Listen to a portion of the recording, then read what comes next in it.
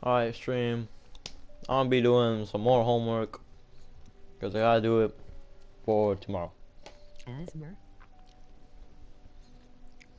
Hey, it's tomorrow. Hold on. Wait a minute. Ah, it's because I'm eating. Call him.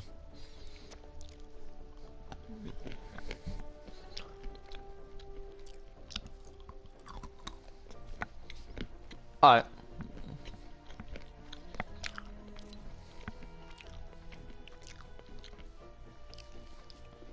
Well, I gotta read 70 pages.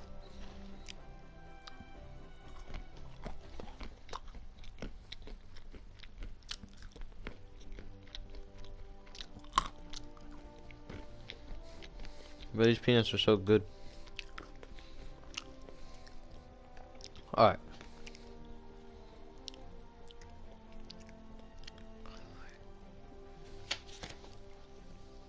Chapter 1 of Romiette and Julio by Sharon M. Draper. Fear. The water thundered into her ears, forced itself down her throat, and burned its way into her nose, her lungs, her brain. This water was fierce and deadly. No cool, gentle waves, but hot, choking liquid flames sucking the breath of life from her. She struggled, searching for air, for land, for something to hold on to, but there was only water pulling her into its depths. She couldn't breathe, she couldn't swim, she couldn't even scream. The water filled her, seared her thoughts, and she drifted slowly into unconsciousness. The fire cooled, the terror ebbed, and the dark shadow of death embraced her. She drifted then, Kinky. in a haze of colors and swirls, and black, frightening void. Voices? Could she hear voices? One voice? Maybe it was a song. No, all was silence. Thick, enveloping quiet that led to despair. No reason to care, to breathe, to live. So easy to let the silence swallow her, that voice. Oh, too easy to let the silence swallow her. That voice. It pierced the darkness. It was calling her name, grabbing her thoughts and making her remember the fear, the pain, the cold, clammy water. The water! She gasped, and the water grabbed her once more, viciously dragging her into its depths. But that voice, a man's voice, it floated down to where she lay, cradled in the arms of the victorious water. The voice called her one last time. Suddenly, Romiette sat up in her bed. Her nightgown was damp and clinging to her body. She was sweaty and disoriented. Her heart, still pounding from the fear of almost drowning, made her breathing jagged and tight in the darkness. She turned on her light, looked around her pale blue bedroom, and started to relax. She got up quietly, changed her nightgown, then opened her bedroom window. The night was as cool as soft. Peace and silence. Wait. The night air was cool and soft. Peace and silence ruled the street. No cars, no movement, not even a barking dog. Slowly, Romiette began to breathe more evenly. She took a deep breath of the night. This was the third night in a row she had been awakened by a dream of drowning, but she had been dreaming various versions of this dream for several months. She could find no reason for such a dream. True, she couldn't swim, but she wasn't taking swimming at school, and she purposely made her life tiptoe far around anything having to do with more water than a bathtub. So why the terror dream, she thought again. Why? And who did that voice belong to? She could hear it still, and it made her tremble. Not with fear, but with excitement. It was not a voice she had heard before. She was sure of that. It was 3 a.m. Romiette knew she couldn't get back to sleep, so she decided to write in her journal. Writing soothed her, relaxed her, and tonight she thought was one of those nights that she needed to really chill. This was my favorite Christmas present, thought Romiette as she stroked the smooth leather cover of her new journal. She sat cross-legged on her bed with a blanket around her shoulders, relaxed a bit, breathed deeply, and opened the journal slowly. She carefully wrote her name on the soft, cream-colored front page. She blew on it to make sure it would not smear. Then, with great anticipation, opened to the first page. She liked starting a fresh journal.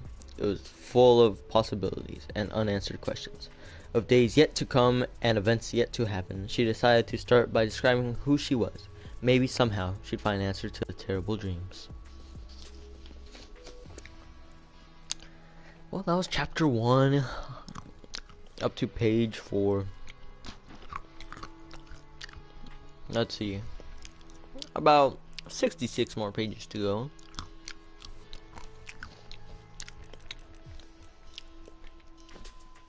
Might as well start on chapter 2, Romiette's journal.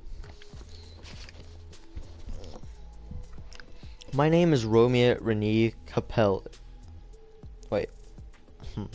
Not sure how you say that, but I'm gonna say Capel.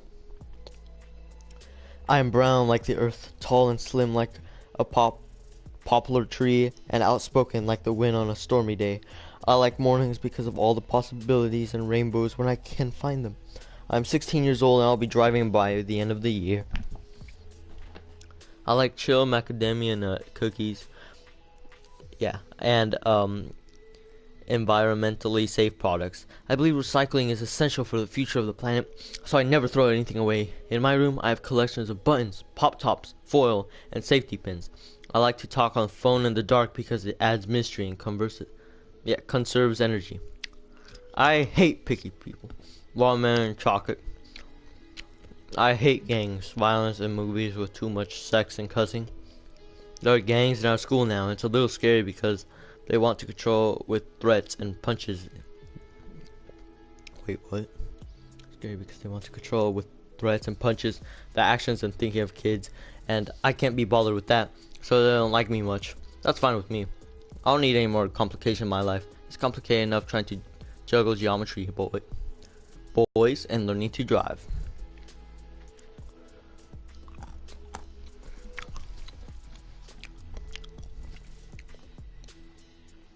That probably sounds disgusting, eating in front of my mic. I'll mute myself next time. I'm not afraid of much. Lots of girls see spiders and snakes and scream. I think snakes are sleeky and sexy. Not that I want to marry one or anything, but I like snakes because they're smooth and cool. And spiders because they create art out of their own bodies. That's awesome. Most spiders don't bite. If I see one, I go around it rather than step on it. Life is rough enough for a spider without looking out for girls with big shoes. And I do love big shoes. The bigger the better. 3-inch heels and soles, 4 inches, 5. My mother said she wore shoes just like those when she was my age. I find that hard to believe. The only other things I'm afraid of are being abandoned, thunderstorms, and water. I'm terrified of water. I took swimming when I was little, like everyone else, but I never learned. That's not exactly true. I learned how to swim. I just never got the nerve to let go. I know how to do rhythmic breathing, proper arm strokes, the floater kick, all of that. But I just can't get away from the side of the pool. When I'm in the middle with nothing to hold on to, I panic. It was just nothing solid, nothing to grasp. The water slips through my hands, and I flounder. Then I start to sink. Then I scream. Then of course I get embarrassed. So I go to the pool, but I stay on the other side, splash with the little kids in the shallow end so their parents can go swim in the deep water. Even walking by the deep makes me feel ill. But I've never fallen in, never had a near drowning incident, never even slipped in the bathtub, which is why that dream freaks me out. I'm going to have to ask my dad. He will tell me what to do without getting too worried about it. My daddy, Cornell Capel, is a television newscaster. He's good looking and popular, and his picture is on billboards all over the city. I like that. He gets to interview all the stars and dignitaries that come to town. I got to meet Michael Jackson and Michael Jordan last year because of my dad's job. His show comes on every night at 6 o'clock with this really goofy lady named Nanette Norris. She's pretty, but she can't read very well and keeps mispronouncing words and making stupid mistakes on the air. She once spent the whole show talking about the guerrillas in some war in Europe. My dad just smiled and explained to the listening audience that the guerrilla, not guerrilla, warfare was making the war so intense. My daddy's folks come from New Orleans, and we visit every summer with my grandmama, Essie, and my grandpapa, Rudolph. Essie makes the best red beans and rice this side of the Mississippi River, and Rudolph tells me tall tales of ghosts and voodoo and stuff, and my daddy did when he was little. I bet Grandpapa Rudolph would know why I'm having scary dreams about drowning. Grandmama would say it's something I ate, or growing pains, but Grandpapa would light a candle and whisper a tale of drowned sailor woman, and I wouldn't sleep for a week. He'd laugh about it later, but then he'd wink at me, and I never could be sure when he was joking or when he really believed what he said. My mother's name is Lady. I think black folk have the most creative names for their children. We don't bother with ordinary names like Sandy or Mary. We like flamboyant names like Lashandra or La Marietta or La Kinesia or Apuralina. Each name is distinct and descriptive. Anyway, my mama, Lady Brianna Capel, is from Cincinnati, where I grew up. Her parents are strict, church-going, hymn-singing college teachers who taught me to love music and reading and God. They named their only daughter Lady because that is what they expected her to grow up to be. Not a woman, but a lady. And she is. She is 6 feet tall with very short dark hair, dark skin, and a figure better than mine. And I'm 16, I'm supposedly at the prime of my life. She was a model when she was younger. She walks like an African queen. Grandpa told me that we are all direct descendants of African kings, and when I see my mama walk, I believe him. She never frowns, never yells, and never loses her cool like I do all the time. Once we were shopping and the sales lady started to wait on these teenagers who had come in at least 20 minutes after us. Mama didn't raise a fuss. She said quietly with that powerful, musical voice of hers, "Excuse me, madam, but the reports of my invisibility have been greatly exaggerated. I'm sure you never intended to overlook my 6-foot body and the $100 worth of merchandise I am holding in my hand." The lady mumbled, apologize. Mama smiled sweetly, and we walked out there like royalty. My mother owns a boutique downtown. She sells African artifacts and cloth, and important items from all over the world. She also carries prints from black artists and lots of books from children and adults by black writers. Anybody who wants a unique outfit or some authentic African artwork, they know to come to Lady Brianna's boutique.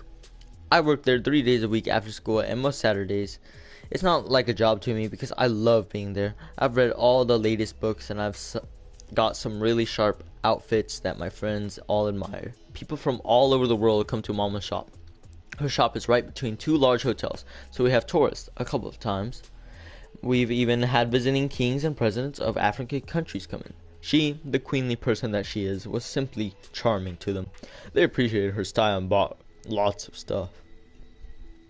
I like being connected to royalty.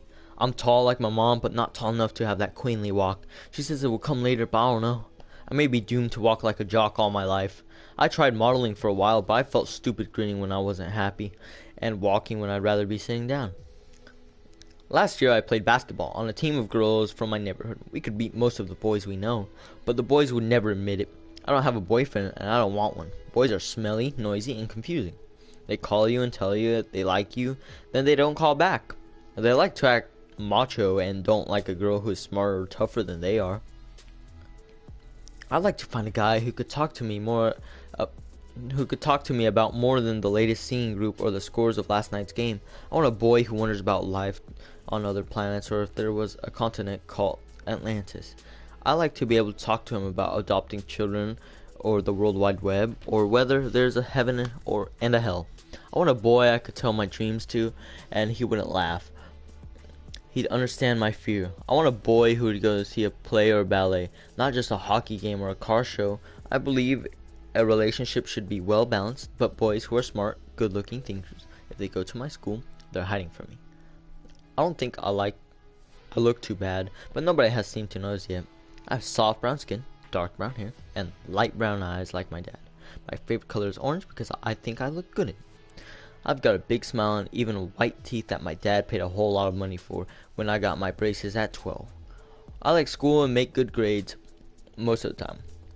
I have a computer which really helps my homework look good, and I have friends who I talk to regularly on the internet. My parents love me. My friends think I'm okay. I don't like myself most of the time. Just as Romiette closed her journal, the alarm clocks like it was 6 a.m. and time to get up for school. All of a sudden, she was really sleepy and sorry she had missed 2 hours of sleep. She glanced at her pillow, put her journal away under her mattress, and headed to the bathroom for a shower. Now we're on chapter 3, early morning, but be right back for a second.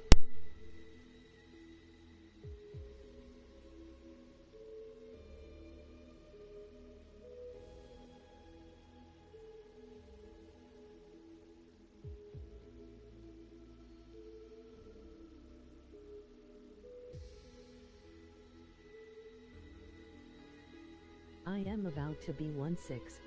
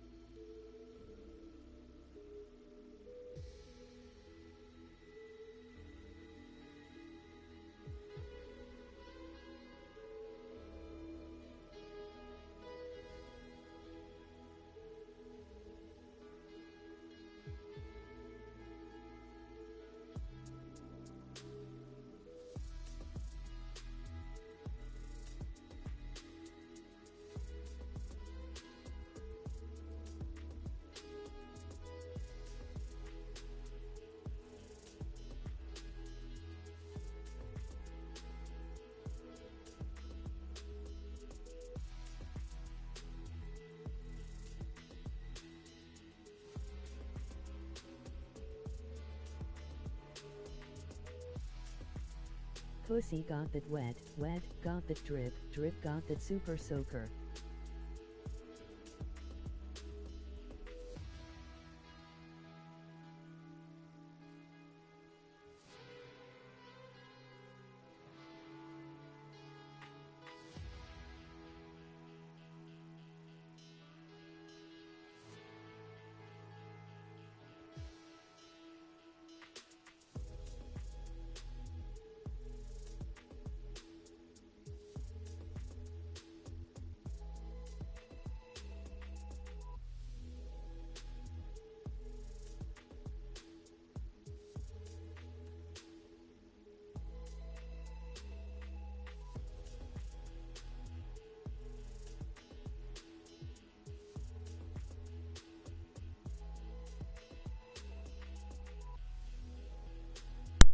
Okay, alright.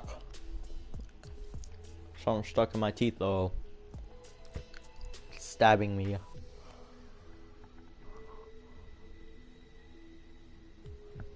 Ow. Hold on.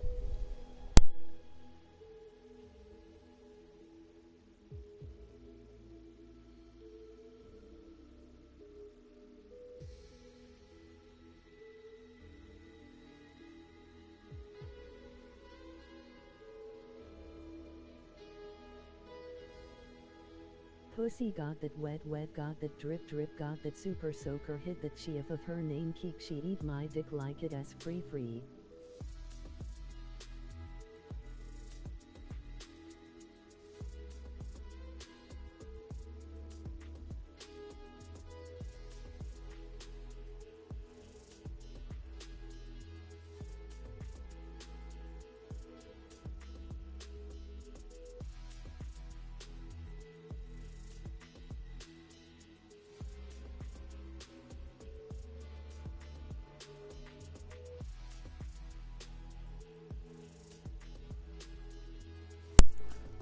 Alright, I'm gonna try to get this out of my mouth, but in the meantime, let's look at the item shop.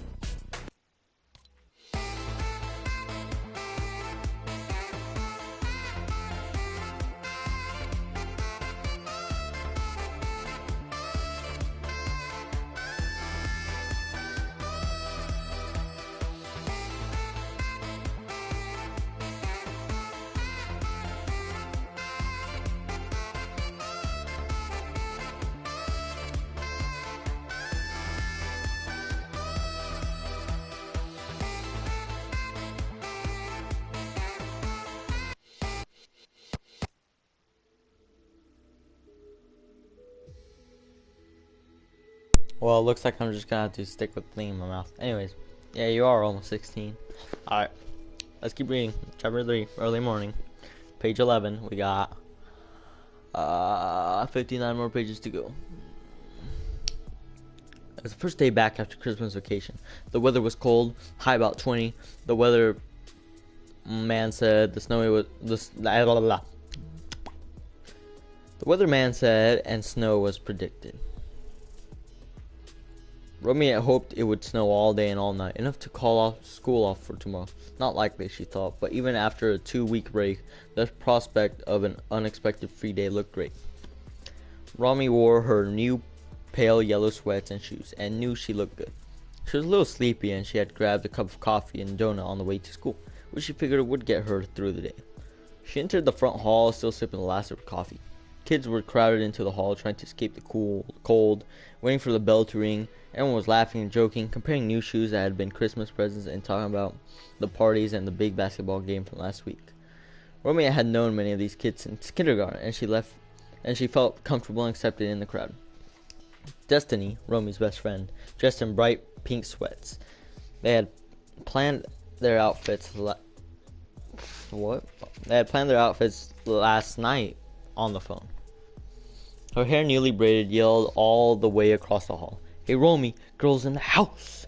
Hey Destiny, what's my scope for the day? Destiny did everyone's horoscope and sun signs. She really believed that the stars controlled the lives of everyone, and she did nothing without consulting one of the many books she carried for reference.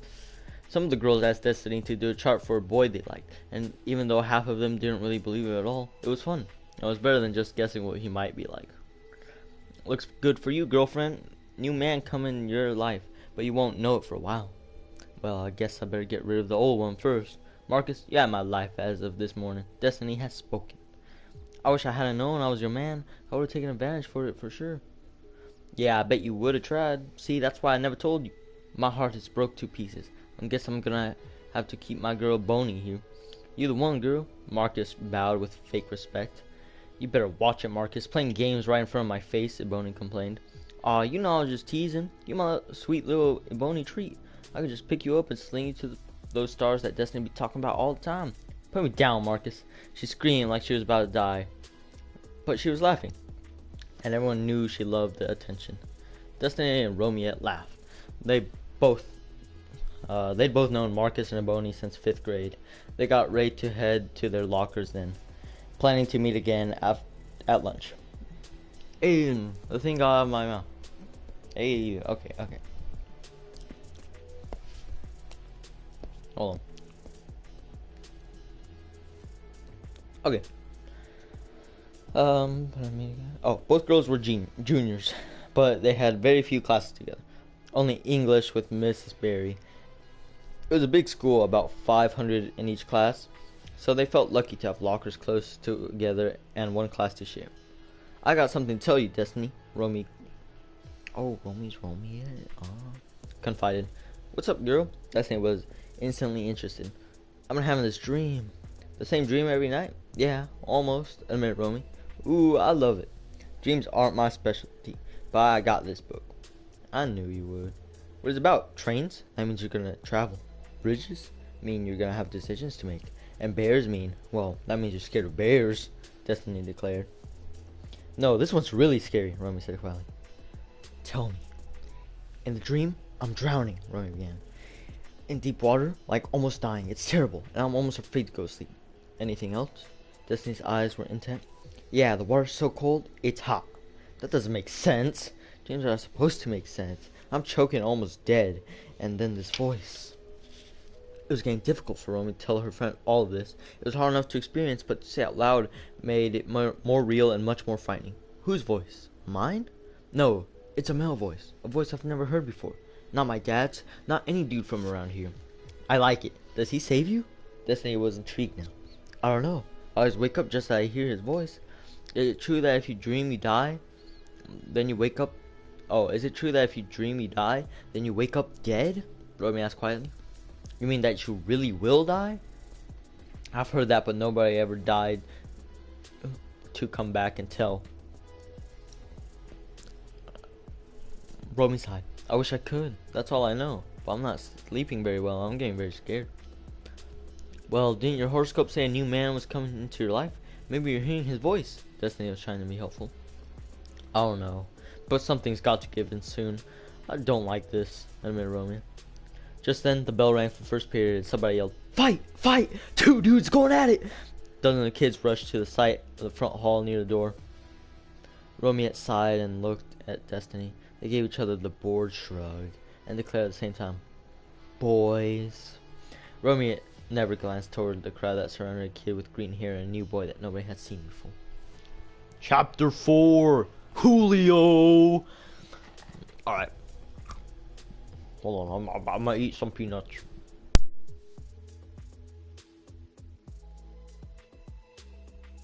Is this a romance story?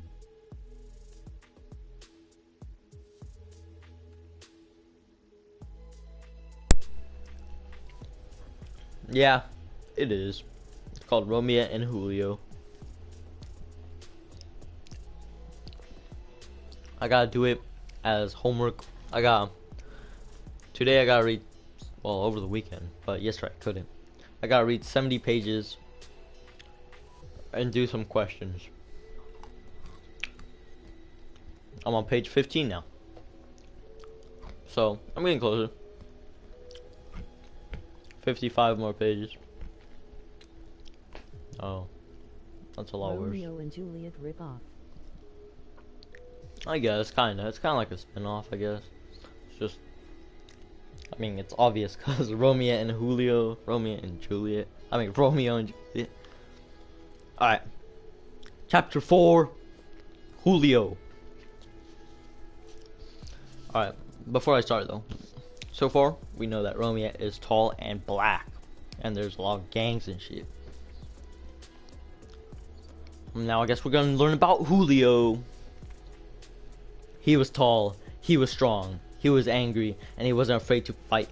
Julio strode down from the streets to Cincinnati on that January day, coat collar not doing much to cover his ears from the 20-degree wind, boots unlaced, fist thrust into his pockets. Romeo and Juliet in the hood. Basically Romeo and Juliet in the hood. Alright. Where was I? Numb from the cold. The only thing that kept him warm was his anger. Anger at his parents for bringing him to this cold, gray city. Anger at the sky for being harsh and uncaring. Anger at himself for being scared and shivering in this ugly place. If anybody had spoken to him, then he might have lashed out to release his fury. He wanted to destroy a wall or the sky. But the sidewalk was empty that January morning. Everyone was on a bus or a car, or inside a heating building. But the bus he thought he was supposed to take never arrived. So after 30 minutes of freezing in the winter wind, he started walking. The school was 3 or 4 miles down the road. He figured so. Oh, 3 or 4 miles down the road. He figured. So using his anger as a cloak, he headed down the street to a school he had never seen. in a city he had just moved to enroll for classes for the second semester of the 11th grade. Julio had just moved from Corpus Christi, Texas. He hated Cincinnati with a passion. To Julio, it was cold and dreary. Everything seemed to be gray. There was dirty snow all over dirty sidewalks. Everything seems tight and enclosed, like nobody breathes here, he thought. I want to throw paint everywhere out my window and color this place up. They expect me to live here? Do these people ever have any fun? Not likely. I bet you can't even get a good enchilada here. As he walked, his toes losing their feeling inside his boots, he glanced at the few barren black trees that lined the street. Mostly he saw fast food places and liquor stores next to storefront churches, piles of trash to be collected, recycling bins with beer bottles and unread newspapers, a few pigeons. His mood grew darker. There are no big sweeping magnolia trees, thought Julio, only runty little maple trees with cold, skinny branches, no leaves, all naked and stupid looking. The river here is dirty and dull, not like the beautiful Nueces River, where I learned to swim and sail and fish. Papa said something about going fishing on the Ohio River in the spring. Not me! Probably just catch some old beer cans. No fish with any sense would live in that nasty water. He had seen the Ohio River as he and his family flew over the city. It was brown and thick and looked more like oozing mud to Julio than refreshing water. He could not imagine why anyone would want to swim in such filth. Julio loved to swim. He probably learned to swim before he could walk. Where was his second skin, soothing and relaxing after a hot day in Texas? He was on a swim team once, and the coach tried to get him to think about training for the Olympics, but he figured it would take the fun out of swimming. He also liked to sail with his uncle on his boat. He was a good sailor, and he'd been planning to buy a little sailboat of his own next year. Sailboat races were the hell every Wednesday, and last year Julio had won the junior division. Kids in Corpus Christi get boats instead of cars when they turned 16. Thinking about home made his anger return. Right there on the Gulf of Mexico, swimming and boating were second nature to him. But all that was gone. Nothing remained but cold and bitterness. No soft, warm ocean air, and no soft Hispanic flavor here. Just about everybody in Corpus Christi spoke English and Spanish fluently. Most of the people there had relatives in Mexico, across the Rio Grande. The music on the radio, the conversations on the bus, even the breezes that blew there had Spanish melodies floating from them. Here, everything was different. Julio muttered to himself, may as well have no hablo español, posted in large gray, of course. Letters on every dull brown building here.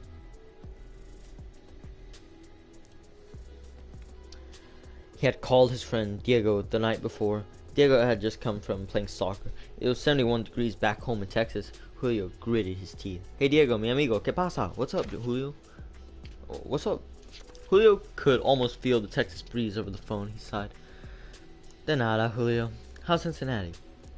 Diego was slurping on a popsicle. Ain't no fun here anymore since you left, man. I hate here, man. Just 'cause my dad lost his job, I gotta move a million miles from my home so he can start over. It's just not fair. Swipes left. Diego had learned Julio complained about this many times. Lots of kids had parents who were suddenly out of work. Several factories had moved out of town, and places like the insurance company that Julio's dad worked had cut back because of folks who just couldn't make the payments. Diego's dad had been out of work for 5 years. Stuff is rough, man. I hear you. Suddenly Julio thought about how rough life was for Diego, and he was so sorry he'd complained so loudly. Diego had 6 sisters, lived in a small apartment. His mom watched 3-year-olds to make ends meet. There was never any place to sit or have a moment of silence. That's how they became friends. Julio's house was cool and quiet. Diego used to come there to breathe in some silence. He always said. Julio, on the other hand, loved to go to Diego's place because 2 of his sisters were really fine. Diego didn't think so, but Julio liked to hang around there just to see them brush their hair or laugh on the phone. He even took Maria to the movies once or twice. How are your sisters? Julio asked them. Angelina is getting married next year. They got engaged at Christmas time. I'll still have 5 left. I'll still have 5 left here though. I never get in the bathroom. That's why I hate you, Julio. You had such a nice bathroom. God, you appreciate the finer things of life, man. Julio grinned. What's it like there?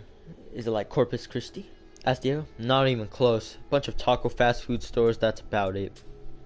And stuff and that stuff tastes like cardboard and bunch of ugly buildings that look like cardboard. Julio sighed again, remembering how homesick he was. Bro, that's straight up facts though. Fuck Taco Bell. Alright. Do the great buildings in Ohio have gang stuff scribbled all over them like here? Diego knew the other reason that Julio's family moved to Cincinnati was because of crime and the gangs at their school in Texas. Gang members in the colors roamed the halls, threatening kids and roughing up anybody who opposed them. Fights between the two rival gangs broke out every day. Who cares? Gangs are gonna be everywhere, Diego. It's getting worse, man. During Christmas break, they spray paint graffiti all over the walls. Even in the classrooms, the teachers and principals can't even seem to stop them. I'm not surprised. You know, even if the graffiti is cleaned off and painted away, by next week it'll probably be back. Now you're gone, Julio. I'm one of the few who still ain't in no gang. It's hard being here by myself. I can't ride the school bus or eat lunch at the cafeteria. Julio and Diego were talking about the unspoken law. They had to eat lunch every day on the steps, try not to act scared, walk home the long way. Either you were in a gang or you were nobody. It was hard to concentrate on schoolwork with fights in the hall every day and bullies and colors pushing everyone around. Yeah, I feel you, Diego. I guess I'm glad I got out of there. But why Ohio? The Montague family has lived in Texas for 200 years. I'm gonna miss those barbecues and weddings at your grandpa's ranch with all your uncles and their wives and kids. Your grandpa's a trip. Doesn't he get married every 5 years? Julio laughed. Mama says grandpa's a rascal. Papa says he's just trying to recapture his youth. Grandpa told me that after his first wife died, he was brokenhearted. He said he's trying to find a woman who could keep up with him. I really miss him already. Just before we left, he told me to keep the river in my heart and follow it. Things sometimes. You met any girls yet, Julio? I've seen little kids and old people. Not even any ugly girls. I hate this place. Did I say that already? See, man. What about school? Don't know. I start tomorrow. But I'm not expecting much. Hey, my mom was calling me. Good talk to that familiar voice, man. Hang in there, Julio. Maybe something good will come out of all this. I ain't gonna hold my breath waiting. Later. Julio could see the school about a block ahead. It was as he expected. Tall, brown, and ugly. Schools in Texas were sprawled out over several buildings with walkways and arches and cool breezes. Lunch was always outside, and an air of freedom blew through the whole place.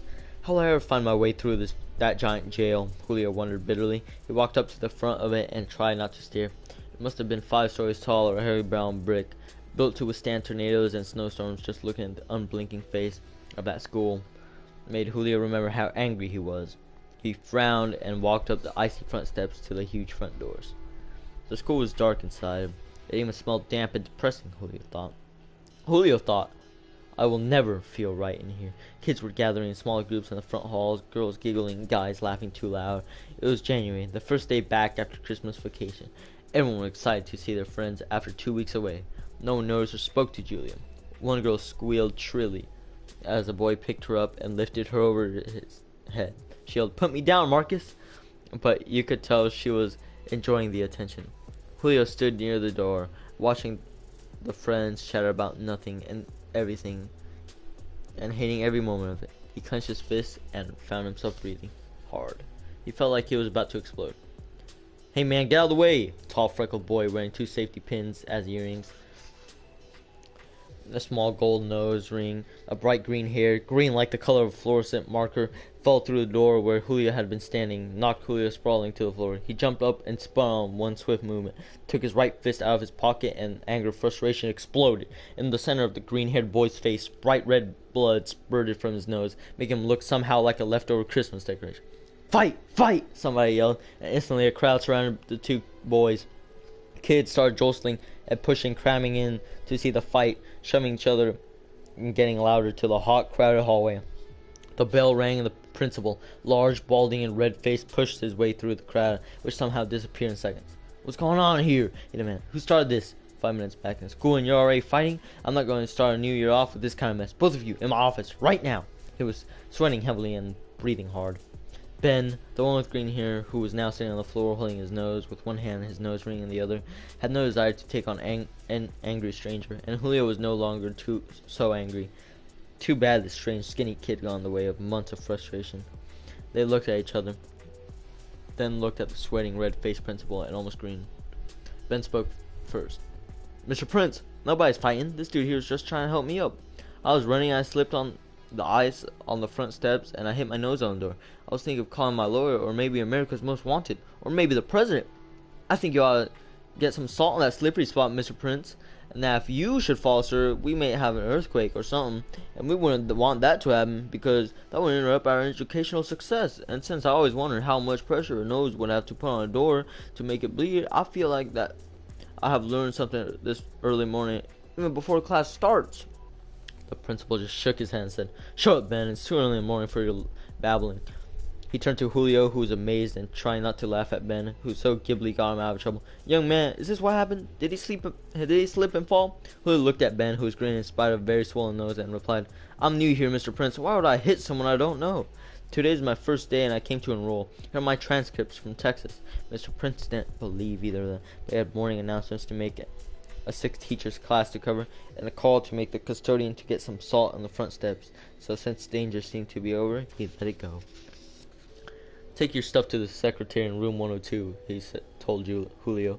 And Ben, get to class. He weighed at least 300 pounds, and he wore as he headed down the hall. Ben watched him put his bag under his coat and pretend to huff and sweat and roll. He burst into laughter as soon as Mr. Prince was out of earshot.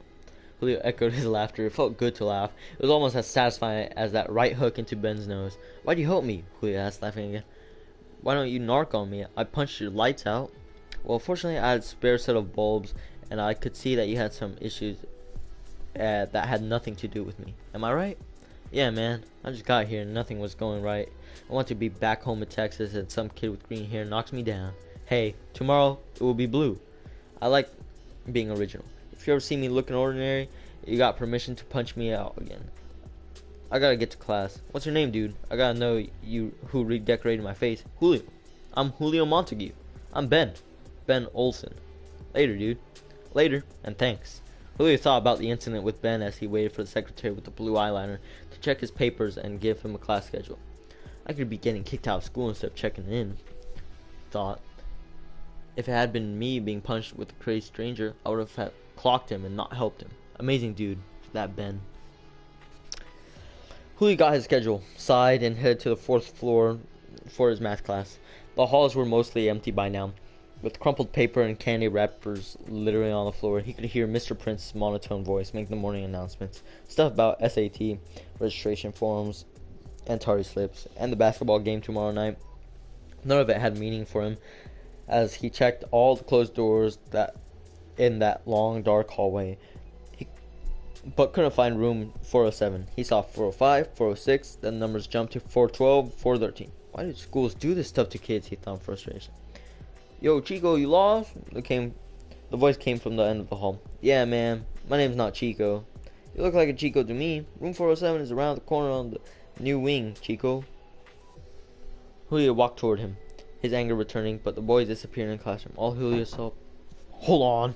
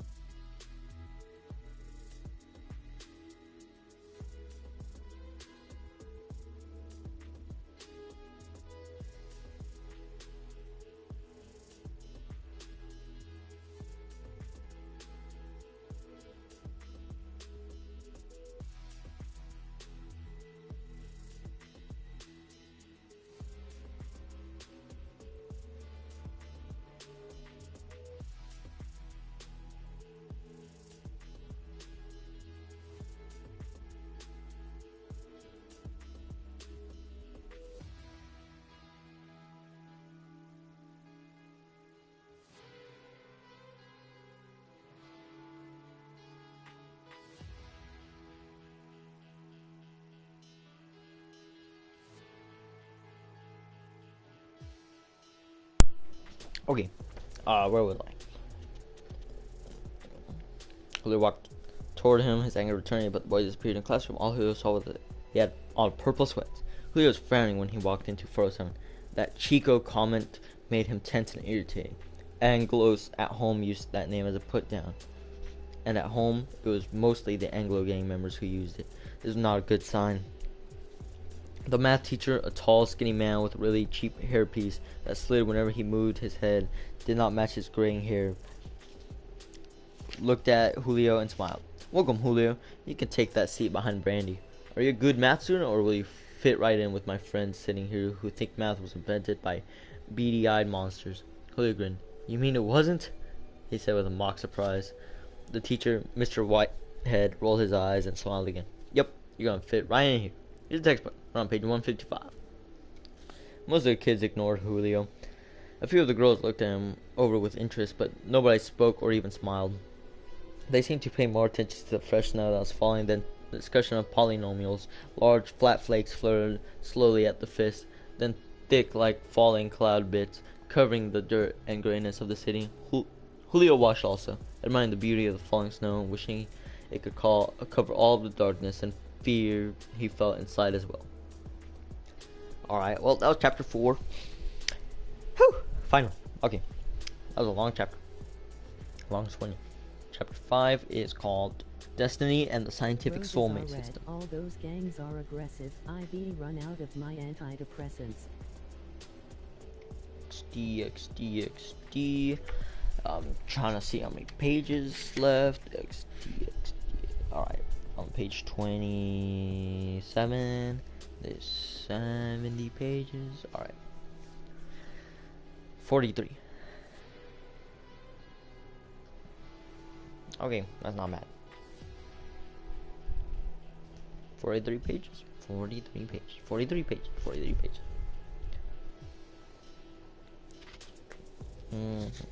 Damn. Alright. 43 pages.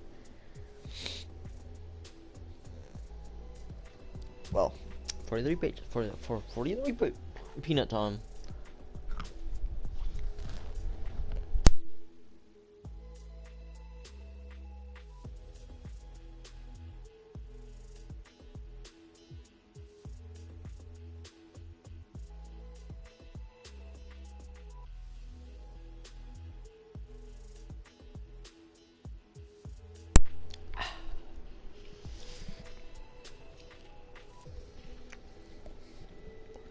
Alright, let's see.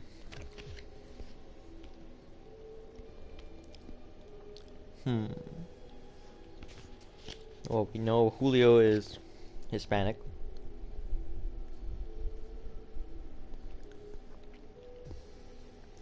So that's good. Let's see.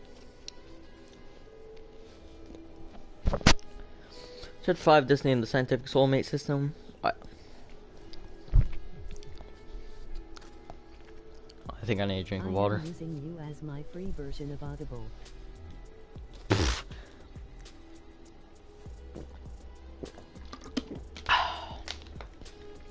That's good. I'm just doing this because I need content. This gives me an excuse. Alright. Destiny ran up the stairs to Romiette's room and barged without knocking. Romeo was used to it. Now that Destiny was driving, she dropped over whenever she felt like it, which was usually once a day and 3 or 4 times on the weekend. Destiny's car was bright red with dozens of brightly colored butterfly decals on it. Instead of looking all tacky though, it looked just perfect for her. She liked the music loud and convertible top down, even in the coldest weather, just in case the right man was looking her way. And a huge bumper sticker that read, "Practice random acts of kindness and senseless acts of beauty." Romiette, just check this out, girl. This is the bomb. Can you lend me $45? I've got the answers to your dream problems and my man problems too. $45? You got me bent. What do you need that much money for, Destiny? And how much is it going to solve all our problems? I've got enough for the shipping and handling. I can't believe you don't know. Check out page 54. Now, if I didn't know you so well, I asked page 54 of what? But where's the magazine? Is it Heavy Hunks or Teen Scene? Well, the teen magazine industry would go out of business if Destiny Louise Dodson canceled all her subscriptions. Don't talk so loud. I would die if anyone else knew my middle name. How could parents who were cool enough to give me dynamite name like Destiny give me such a stupid middle name? I thought it was the name of the aunt you like, who's the astrologer in California. I'm getting my middle name changed when I'm 21 to something like Sagittarius or Karma. You're a trip, Destiny. Romy laughed and reached for the magazine. So what's so special in Heavy Hunks this month? You know, I just read Heavy Hunks for inspiration. Destiny rolled her eyes. How am I gonna find the perfect man if I don't know what's out there? Yeah, like we know anybody who looks like the dudes in the magazine. They all got big shoulders, hazel eyes, tight butts, and they look like they're about to pop out of those tight turquoise bikini bottoms they dress them in. They all go to Yale and majoring in medicine and plan to dedicate the millions they're gonna make to the poor.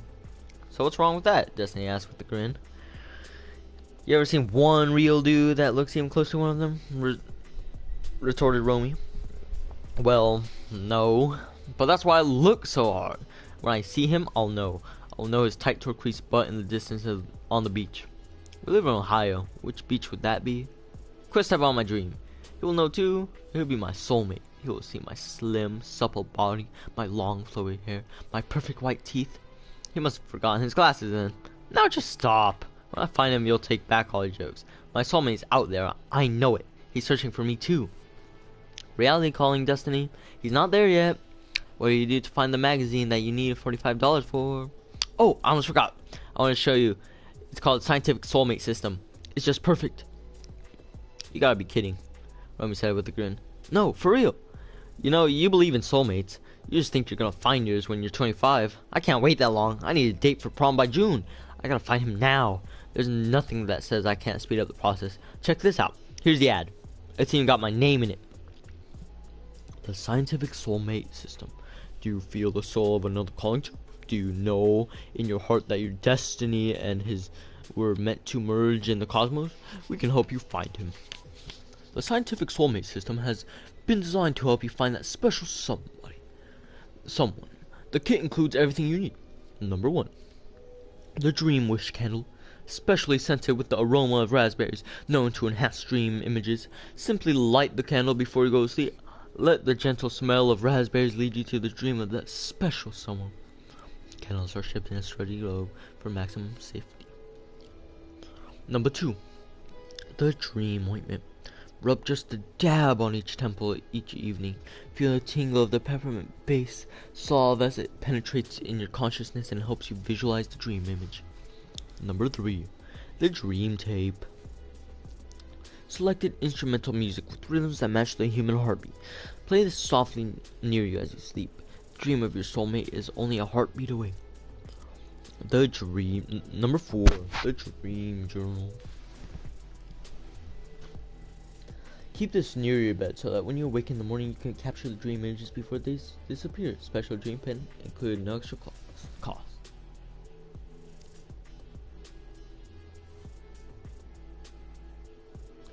Hold on. Hold on. Hold on.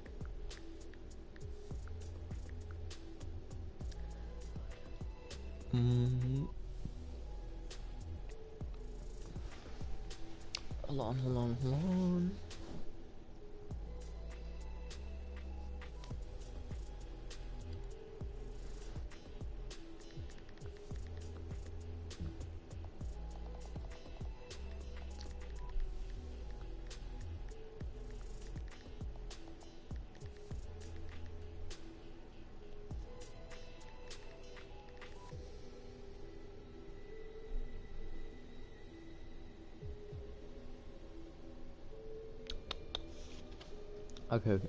As I wait, let me just... I read number 4, right? Keep us near your band so when you work at morning, capture dreams, we disappear, and can include no extra. Okay. This $75 value can be yours for only $44.99 plus $9.99 for shipping and handling. Rush your order today. Okay, hold on.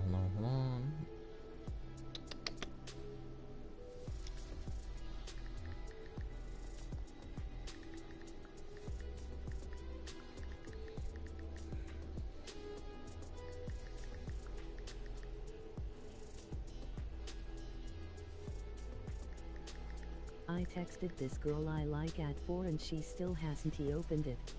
Probably could. Oh, wait. Hold on. I thought you meant 4 in the morning. I don't know. Maybe she's texting another dude. Sad face emoji.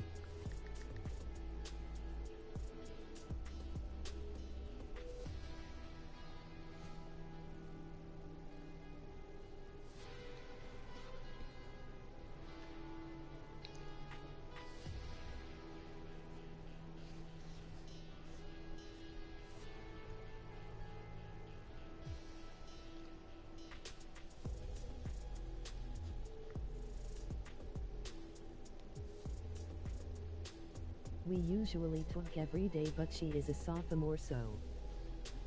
Oh. Oh, damn. Oh, damn.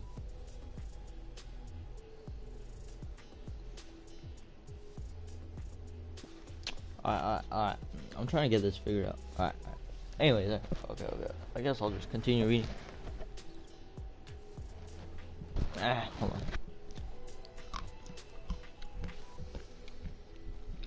Before I do, let me check stuff.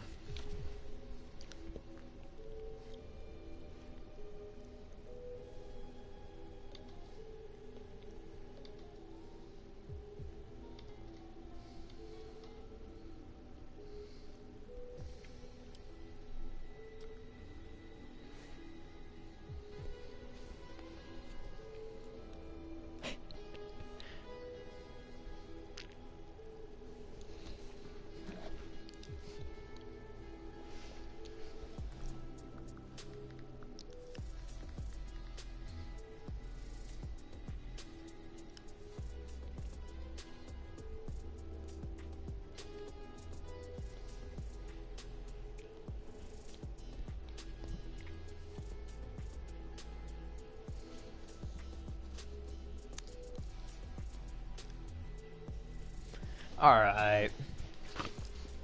I'm gonna have to work this out later.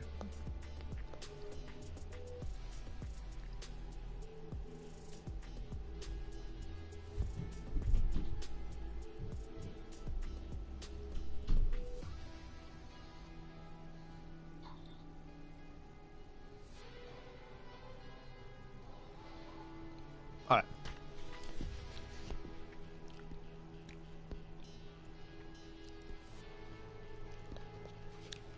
Romiette, I have got to get this, cried Destiny. Besides, maybe they'll give you some answers to that dream you've been having. Maybe you'll get a face to go with that voice. Destiny, you are nuts. You don't really believe this, do you? Look, Romiette, you can lend me that money, you can come over and spend the night, and we'll try it together. It can't hurt. If it doesn't work as well as you don't truly believe, though. I'll pay you back next week when my dad gets back from his trip. Okay, let's try it. You know, I just got paid. And you got money left over? Girl, it was meant to be. Here's the address. Let's go down to the post office and get money ordered. I want to mail this today. Who knows? You may find your soulmate too. Maybe that voice of you hear is your soulmate calling out to you. I don't need a soulmate yet. I have trouble enough dealing with just me. And keeping up with you. But just suppose. Yeah, I suppose. A dream about your soulmate. How are we supposed to know? Gotta read the fine print on the instructions. We'll figure it out. Let's get going. Post office closes in an hour.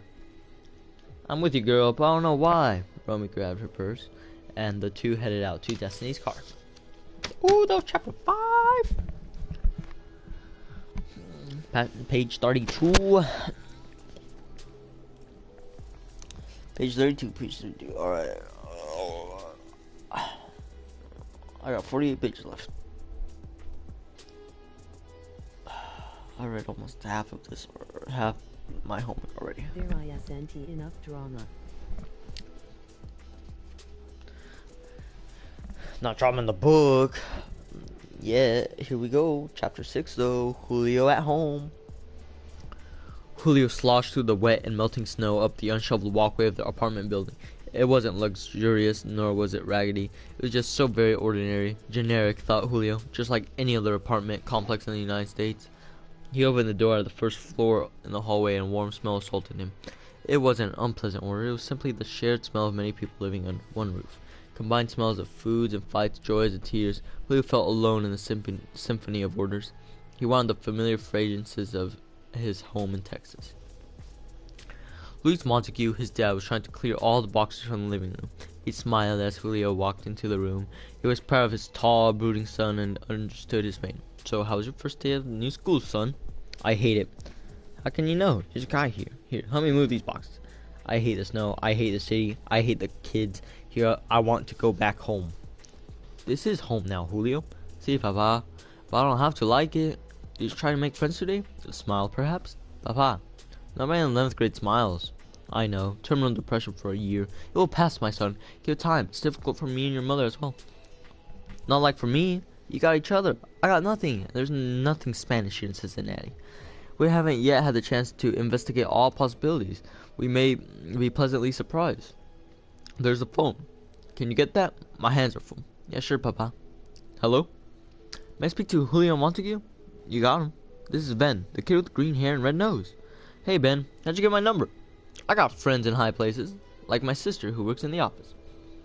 You know, I sort of looked for you today, but I didn't see any green hair all day, Julio admitted. I slipped out early. I used a broken nose as an excuse, but I had to go play in the snow.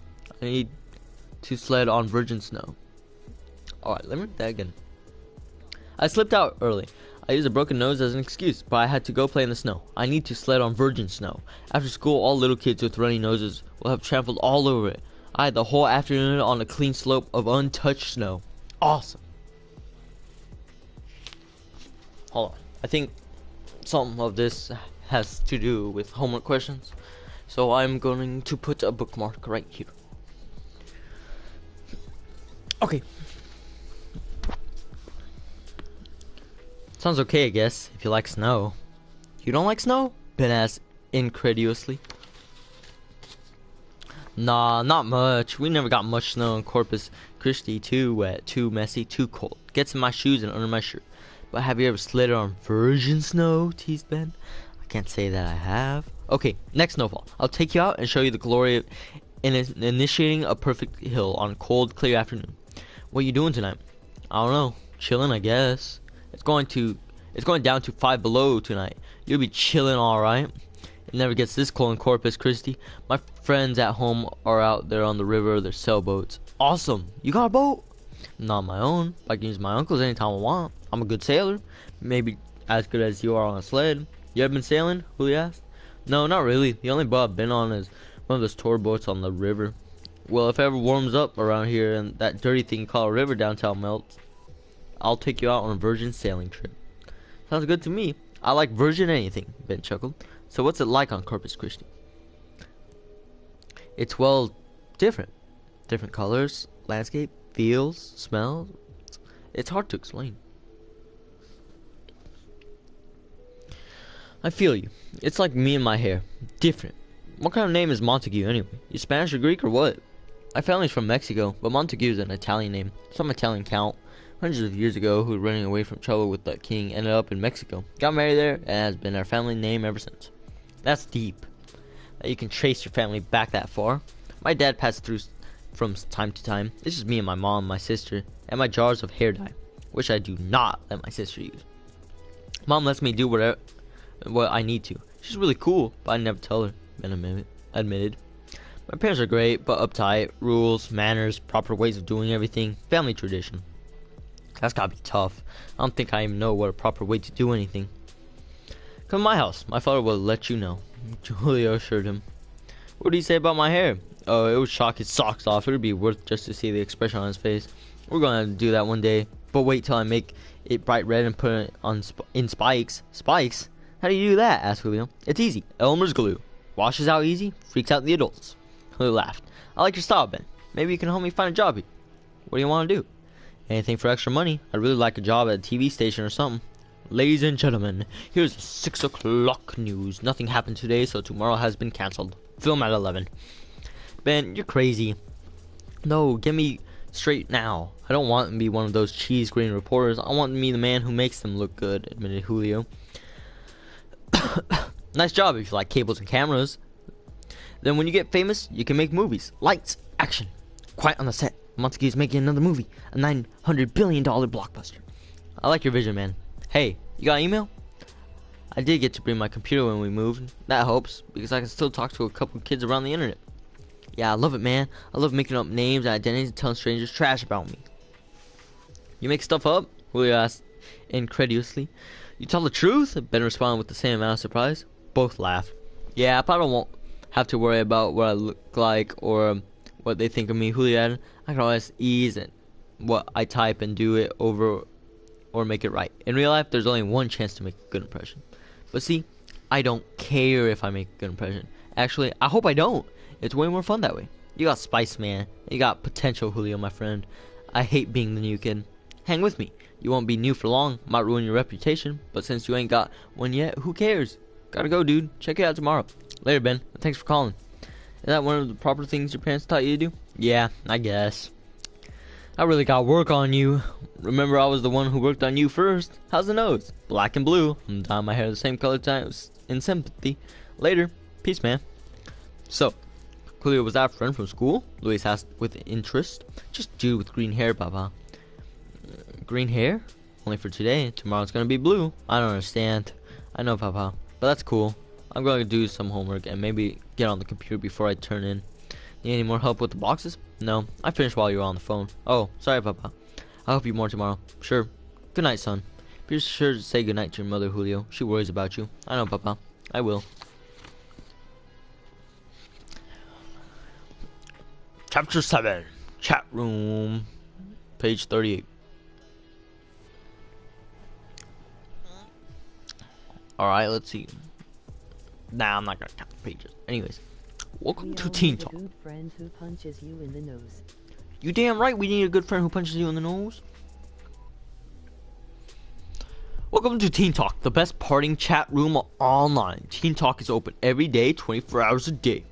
Cookie Man, hey, give me your age, sex. Check. Big Mac, HIYA. Sweet Thing, 16F. Be Cool, 17M. Afro Queen, 16F. Niobe, 15F. Ooga Ooga, 14M. Spice Boy, 17M. Afro Queen, what's up, Big Mac? Any girls from Boston around here? Shout, yeah, baby. Niobe, who cares? Sweet Thing, no one wants to shout it. Big Mac, well, whisper it then. Cookie Man, my parents are gone for the weekend. Niobe, party. Afro Queen, can I come? Cookie Man, yup, just find me. Be cool. I have this gum in my mouth that I have been chewing for 5 hours and I think I need. Spice Boy, lol, smiley face. Be cool. To spit it out, Niobe, good idea. Sweet Thing, a boy has been spreading rumors about me at the school. Niobe, same here. Sweet Thing, what did you do? Big Mac, well, he said it was probably true. Afro Queen, shut up. Big Mac, your breath smells like hamburgers. Be cool, lol. Sweet Thing, what did you do? Niobe, Niobe confronted him, told him to drop dead. Sweet Thing, did that work? Niobe, he left me alone after that. Cookie Man, any females here from CO? Press 34. Vanity Fair, I'm from Cal. Big Mac, he said CO, stupid. Cookie Man, Cal will do. What's your shoe size?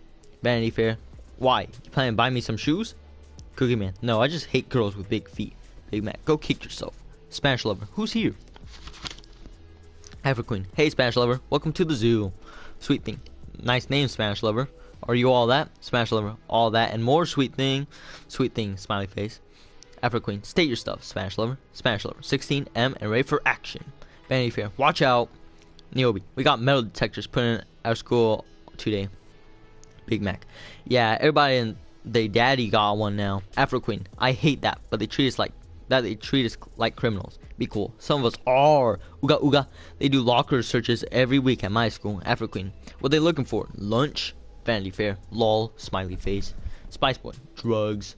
Be cool. Once they even bought into drug sniffing dogs, they treat us like dogs. They took all our pagers in a sweep once. Niobe, Oh, yeah, Niobe. Yeah, like we all drug dealers. Cookie Man. My mama bought my pager. Said she's the only one. Wait, it's the only way to keep up with me. She made them give it back. Big Mac. Yeah, they finally gave them back to us too. Too many. Vanity Fair. I hate when they look in my bag and my purse. It makes me feel cheap. Spice Boy, you are cheap. Vanity Fair. Go bite yourself. Afro Queen. They don't ever check the teacher's purse and pockets. Sweet thing. Yeah, they probably holding. Oh yeah, they probably hold. Spanish Lover. We had gangs at my old school. Cookie Man. So what else is new? Spice Boy. Gangs run everything. Afro Queen. No, gangs ruin everything. Ooga ooga. Yeah, you just got put up and shut up. Afro Queen. I don't mess with them. Spice Boy. You join or you pay or you hide. What was I? Niobe. You ever seen a gun up close? Be cool. Wait, hold on. Frick. Oh,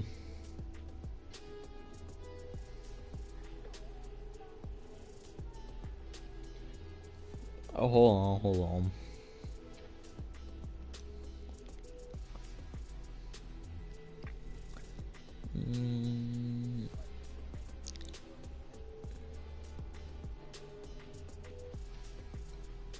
Hold up.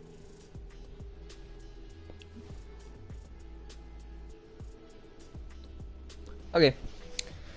What was I?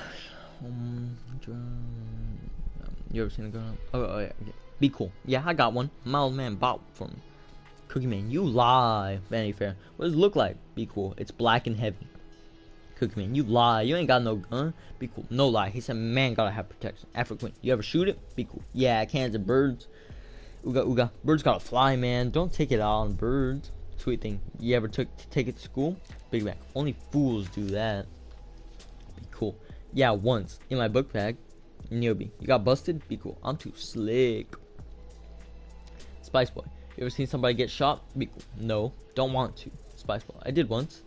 It was a drive-by in LA. Niobe. Who got shot? Spice Boy. Some kid went on the bus with his mother. Sweet thing. Makes me want to cry. Spice Boy. She was screaming and blood was everywhere. Afro Queen. Did he die? Spice Boy. I don't know. I left. Cookie Man. I hate blood. Afro Queen. And killing. Sweet thing. I hate cows. Niobe. Cows? Why? Sweet thing. I live on a farm. Spanish Lover. What else do you hate? Be cool. Dead snakes. Live ones are cool. Cookie Man. Peppermint toothpaste. Ooga. Homework. Waste of time. Vanity Fair. My mother. Sweet thing. Dirt, mud, anything else that's brown and stinky. Afro Queen. Commercials with athlete sweat. Who sweat? Spice Boy. Crank phone calls.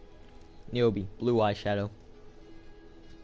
Spanish Lover. Gangs. Vanity Fair. Fights. Be cool. Cops. Cookie Man. Guns. Sweet thing. Bombs. Afro Queen. Death. Niobe. We just read Hamlet in school. Everybody dies. Be cool. Who cares? Ooga. Shakespeare's stupid. Afro Queen. It's not so bad. Spanish Lover. Into Shakespeare? Cookie Man. Shakespeare was a dude. Oh, hey, too sloth for you. Hey, Will. I'm just reading Romiette and Julio right now. It is story time with Mariano. It is story time with Mo right now, man. This is epic. Niobe. So was Charles Manson. What's your point? Vanity Fair. Suppose Shakespeare was a woman. Sweet thing. Maybe he was. Be cool. Who cares? Big Mac. Would we still have to read that stuff in school? Afro Queen. No, because nobody paid any attention to women back then. Cookie Man. Nobody pays any attention now. You do. Cookie Man. Only for joy. Babe, only for joy. Only for joy, babe. Only for joy. Spanish Lover. Anybody here from Cincinnati? Big Mac. Who would want to live there? Spanish Lover. Not me. I just got here and I hate it here. Be cool. Where did you move from? Spanish Lover. Texas. Sweet thing. I went to Texas once. Too hot. Spanish Lover. It's not hot on the river where I lived. Afro Queen. What about the Ohio River? Spanish Lover. It's ugly. Be cool. So is your mama. Spanish Lover. My mama used your mama to clean her shoes. Afro Queen. What you got against the Ohio River? Spanish Lover. Like I said, it's the ugliest river I've seen. Afro Queen. It's winter. What do you expect? The river is muddy. What's it supposed to look like? Blue crayon drawing? Spanish Lover. It's not just your river. I hate everything. It's so cold and I want to go home. Afro Queen. You sound unhappy. Spanish Lover. Depressed. Big Mac. Why don't you two take it into a private chat room? Spanish Lover. Afro Queen. See you there, Evergreen. I'm with you. Chapter 8. Private Chat Room Conversation. Dear Afro Queen, I'm from Texas. Do chat rooms get on your nerves? There's so much junk. Nobody really says anything, just little one-liners that mean nothing. Hey, Spanish lover. Yeah, that annoys me. Some are better than others. I've been in some where we really talk about stuff. So what's great about Texas? The New Seas River flows proud and beautiful all year, as does the Rio Grande. It's wide and powerful, and I really miss it.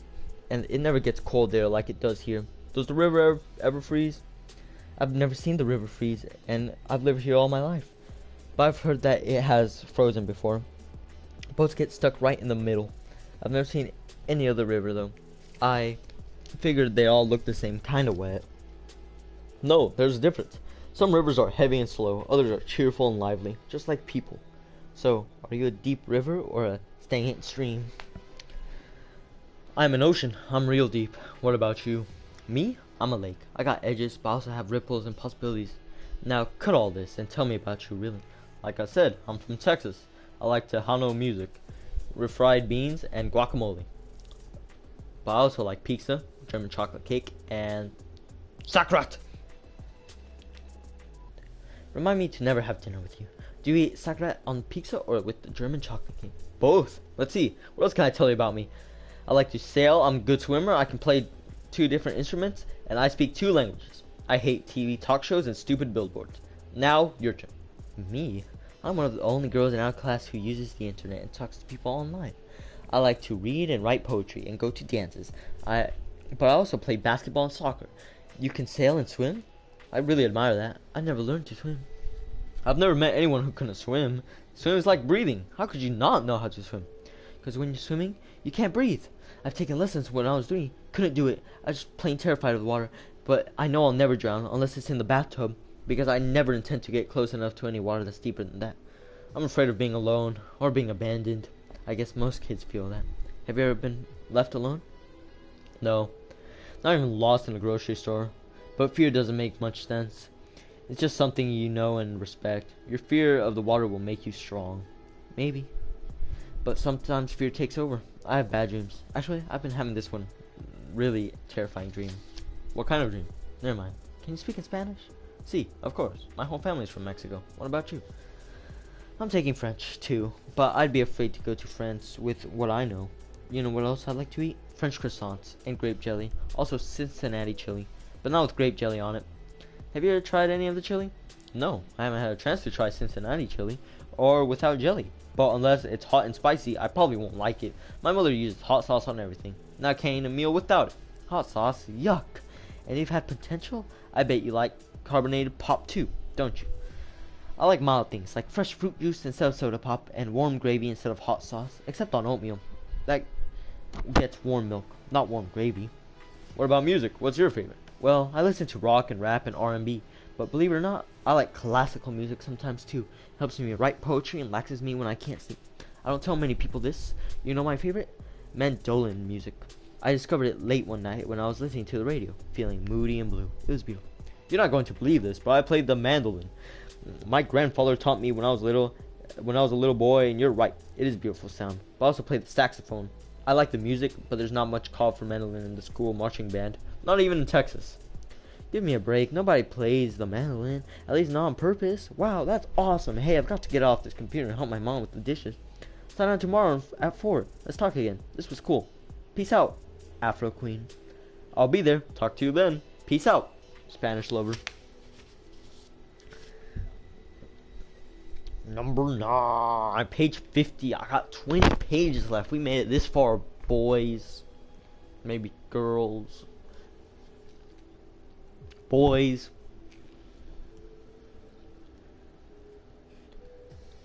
My throat hurts. I'm gonna need water. Page 50.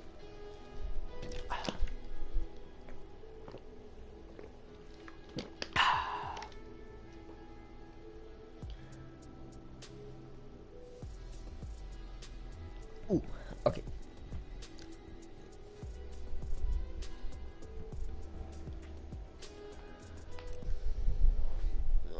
Let me just switch up the screens a bit. Alright. Destiny and Romiette, Chapter 9. Not that long. That's pretty good, pretty good. Oh, shoot. Hey, would you look at that? XP boost.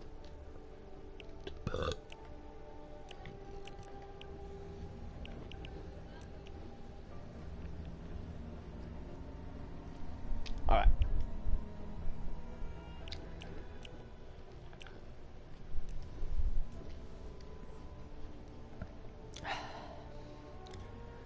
Chapter 9, Destiny and Romiette. Girl, that was the best movie I ever saw. Destiny sighed as the final credits roll off the screen. She was dabbing her eyes with the edge of the blanket on Romiette's bed. Rewind it to the part where he has decided she's gonna stay with her soulmate, who she loves like hot fire, or her crippled husband, who has loved her with pure, sweet trust since childhood. Ah, the agony of true love. You say that after every love story we rent, Destiny. Get a tissue. You always cry on my blankets. Romiette hit with the remote to rewind the tape and turn on the lights. That's because I'm an expert on love, Romy. I understand the pain of passion. You've never even had a boyfriend except for Jerome in the 7th grade. How do you know so much? Romy laughed. Imagination, girlfriend. I read, I dream. I will know him when he walks through the door. Destiny was walking dramatically across the bedroom door as the store's doorbell rang. There's a doorbell. It's a pizza. Why don't you answer the door, Destiny, just in case the pizza boy is your secret soulmate? Romy grinned and gave Destiny half the pizza money. You've got me bent. I seen the pizza boy. Not a chance. Destiny ran downstairs to get the pizza, their usual of pineapple and peppers, and returned with the large square box and soda of Romy's refrigerator. The smell of the warm cheese, spicy sauce, and soft bread filled the room. Did the soulmate package come yet, Destiny? Romy asked between bites. No, but I have faith. It'll be here by next weekend. We gotta get a life, Romy. How am I going to get a date at prom if I spend every weekend looking at videos with you? We need new blood. Speaking of new blood, I met a guy a couple of days ago. Romy waited for a pillow to be tossed at her. Destiny screamed. And you're just now telling me? Girl, spill it. I told you my cards said you were going to meet a new man, and you weren't even looking. What does he look like? Is he fine? Well, I don't know. I've never seen him, Romy grinned. You talking crazy. How do you meet him if you've never even seen him? Asked Destiny. I only talked to him on the internet. Romy waited for Destiny's reaction. Destiny jumped on the bed and dropped her peaks on the floor. You met a man on a computer? Girl, that's where serial killers and rapists are hanging out. They make you think they're okay. Then they make plans to meet you, and then you end up with your picture on the back of a milk carton. Romy laughed and picked up the fallen pizza. He wasn't like that. I don't think he's one of those perverts. He sounded really nice. He seemed real. You didn't do anything stupid like give him your real name or something, did you? Destiny was not going to be convinced so easily. She figured Romy had lost her mind. No, of course not. I'm not stupid. But he did seem really sincere. Destiny spent quite a bit of time on the internet herself. It was her opinion the whole web was full of freaks waiting to find her and attack. You better be careful, girl. Those sex stalkers on the internet know how exactly what to say to make you think they're the same age as you are. They say anything about sex or freak stuff? No, not at all. But now that you mention it, my screen name is Spanish Lover. Romeo was enjoying Destiny's reaction. Oh no, you're gonna get raped or mutilated, and I don't have a thing to wear to your funeral. Destiny was on the floor rolling around in fake despair. Romeo laughed. Calm down, Destiny. All he talked about was Texas. Sex talkers, no, sex or freaky stuff.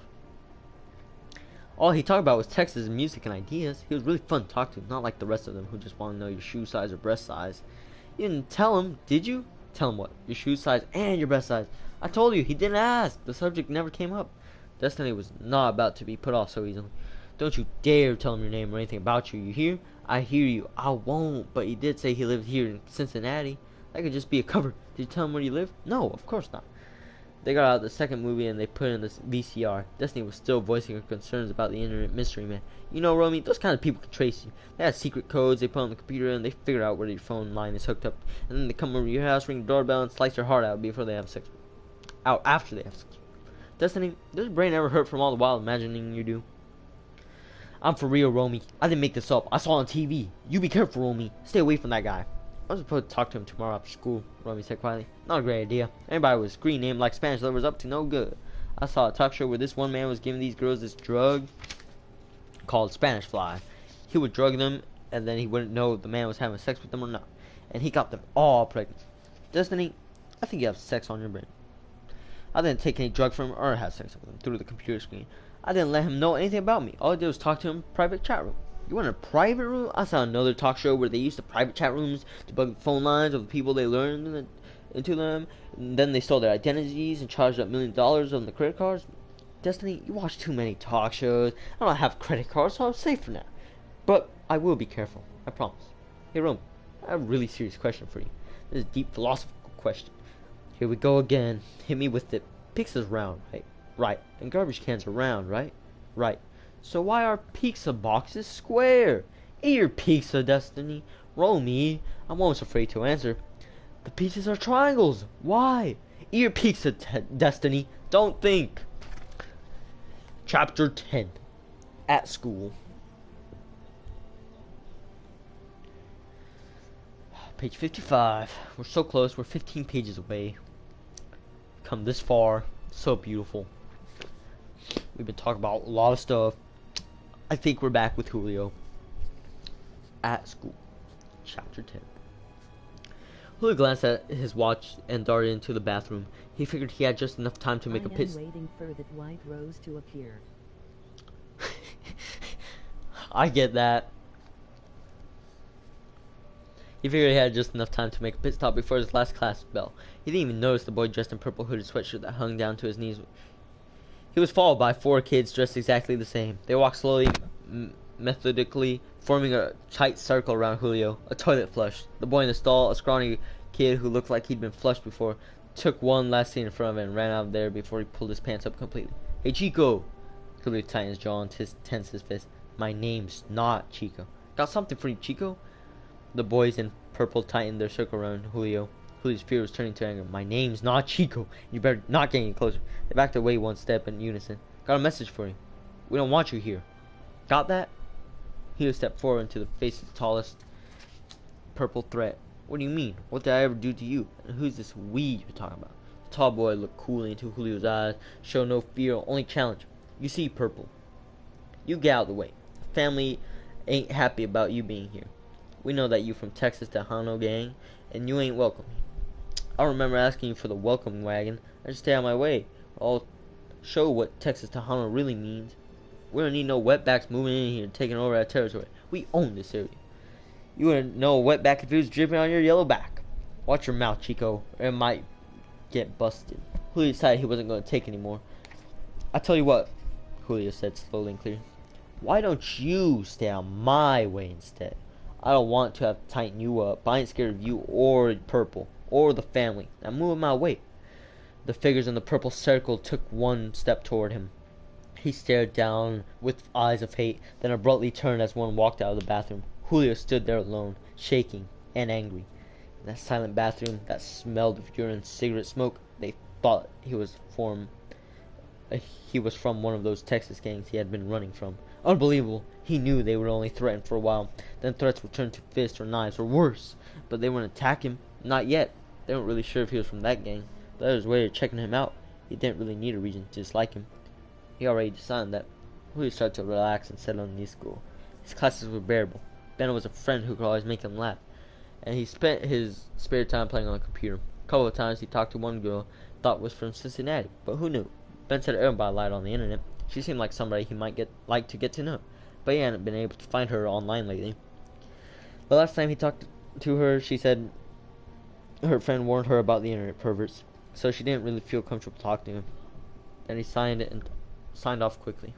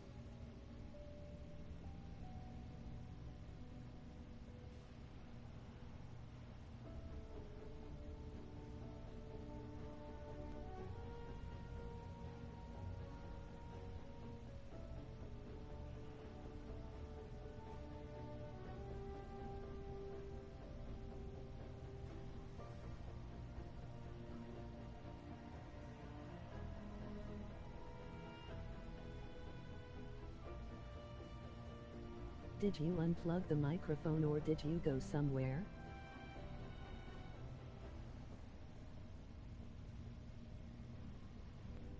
Somewhere.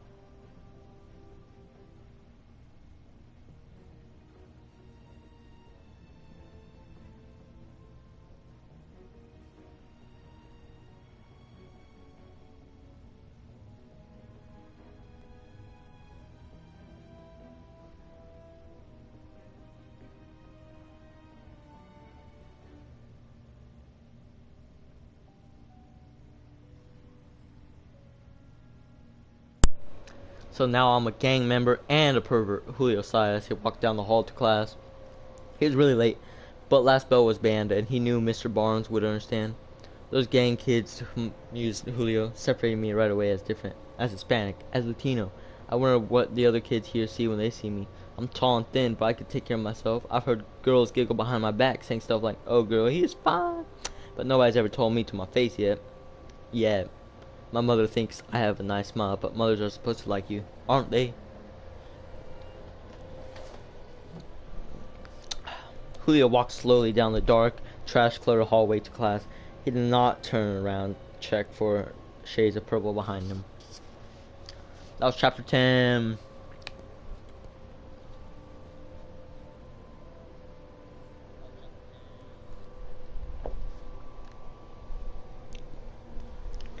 Alright, so next, chapter 11, page 58. We are almost done. 12 pages left.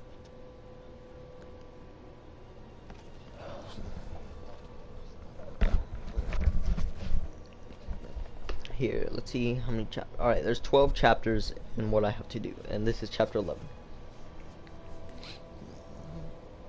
That girl I like finally replied. Nice, what'd she say? Don't get your hopes up, though.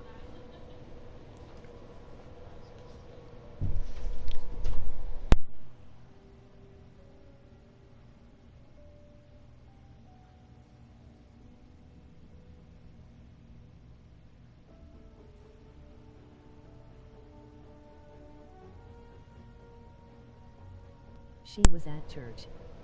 Ah, it is Sunday. Alright. Chapter 11, phone calls, Julio, Diego, Ben. The phone rang and Julio picked it up as he clicked the thermostat up another notch. He was freezing cold and the snow outside the window made him shiver with anger as well as the cold. Hola, my man Julio, how's it going there? Julio thought his friend's voice sounded particularly far away. He sighed. Hey Diego, good to hear from you. It snowed all day here. No chance of school being cancelled though. It's cold and miserable. My feet's so cold and I gotta get a heavy winter coat or I'm gonna die. Diego laughed. I hate to tell you, but it's 75 today. I went hang gliding, so I won't. How's the new school? Well, amigo, on the first day of school, before the first class even started, I got into a fight. I mean, as soon as I walked into the door, I punched out the face of some kid with green hair. You don't play around, do you? You get busted? Diego asked. No, for some reason the kid covered for me. Julio said in amazement. I didn't see him again all day. I talked to him since, though. He's okay. That's good. What's your class like? About like they are here? Yeah. I managed to flounder though through all of them. To keep to myself and try to be invisible. My English class is reading Walt Whitman, who was pretty radical. History class is stuck at the Civil War. I think all the 11th grade history class must be stuck there. Yep, we're still on it too. Boring. And guess what? They scheduled me for Spanish 1. What a hoot! Laugh, Julio. That's just plain as stupido. Why don't you call them? Why didn't you tell them you were bilingual? Nah, man. Why mess up my EZA? You have to see the teacher. She's a first-year lady who's from China. Spanish with a Chinese accent. She had me weak. You're gonna go crazy in there, man. Diego sympathized. Nah, it gives me something to laugh at. And besides, if I get my schedule changed, I have to drop band. The band teacher's cool. Long dreadlocks, a 60s kind of guy, like jazz. He was really glad to get a good sax player, and he even asked me to try out for jazz band next week. Cool. Me, any girls? Nah, there's no Latina girls here, and I've been too stressed and worried about that kind of stuff. I talked to a girl on the internet once who seemed really cool, but she thinks I'm some kind of sexual pervert, so I haven't been able to find her again. She was kind of special. I'm never too stressed to find women, man. If this little lady turns you on, then keep trying, suggested Diego.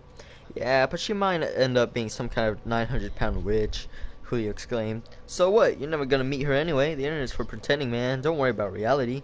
Julio sighed again. Yeah, I got enough reality here. There's gangs here at this super safe school that my folks brought me to. It's a million miles away from home. For real? Diego seemed astonished. Yeah, I almost got jumped in the bathroom already. Why you? Why not? I'm new, and that's all the reason they need. But you know, they only stared me down and didn't try to punch me out. You're strong right hook on kids with green hair? Diego laughed. Yeah, right. Nah, they think I belong to a gang from home called the Texas Tejano Gang. You ever hear of them? Yeah, man, they're really bad. Guns and a big body count. No wonder they just pushed a little. But when they find out I'm not in that gang, and they will, I may have to fight the battle of my life, Julio said with concern. Your fist won't stop a bullet, Julio. I know. Got any ideas? Join the track team, joked Diego. I'm not running away. My parents ran away to bring me here.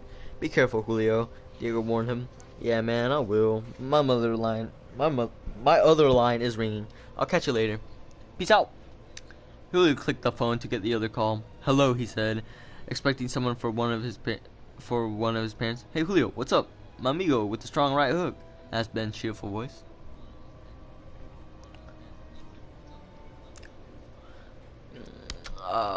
Julio smiled. Hey, Ben, what color is the sky today? The sky is blue, and so is my hair. Sky blue. It's my message to spring to hurry up and get here. I'm tired of cold, wet weather.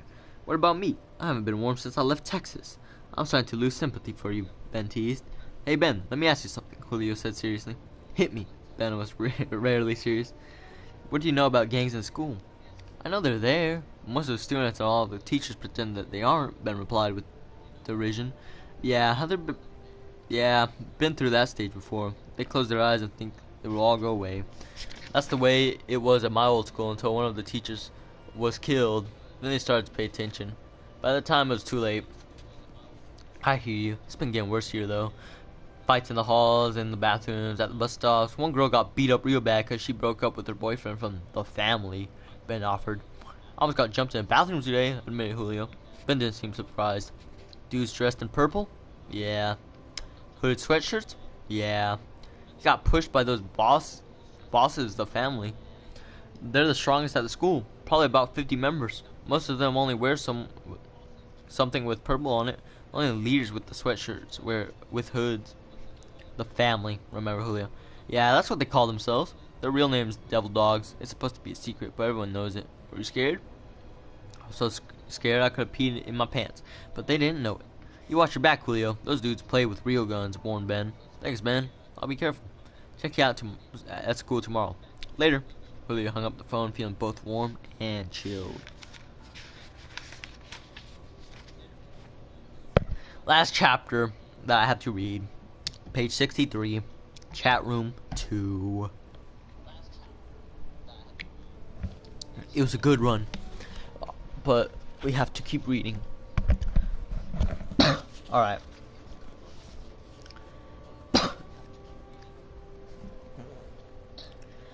I'm dying. Alright. Welcome to Teen Talk, the best partying chat room online. Teen Talk is open every day, 24 hours a day. Log on. Spanish Lover. Sweet thing. What's up, Spanish Lover? Spanish Lover. Sky. Cookie Man. Folks who are high. Be cool. Stars. Niobe. Nothing's up, cause I feel down. Ooga ooga. Why you down, baby? Spice Boy. She needs some love.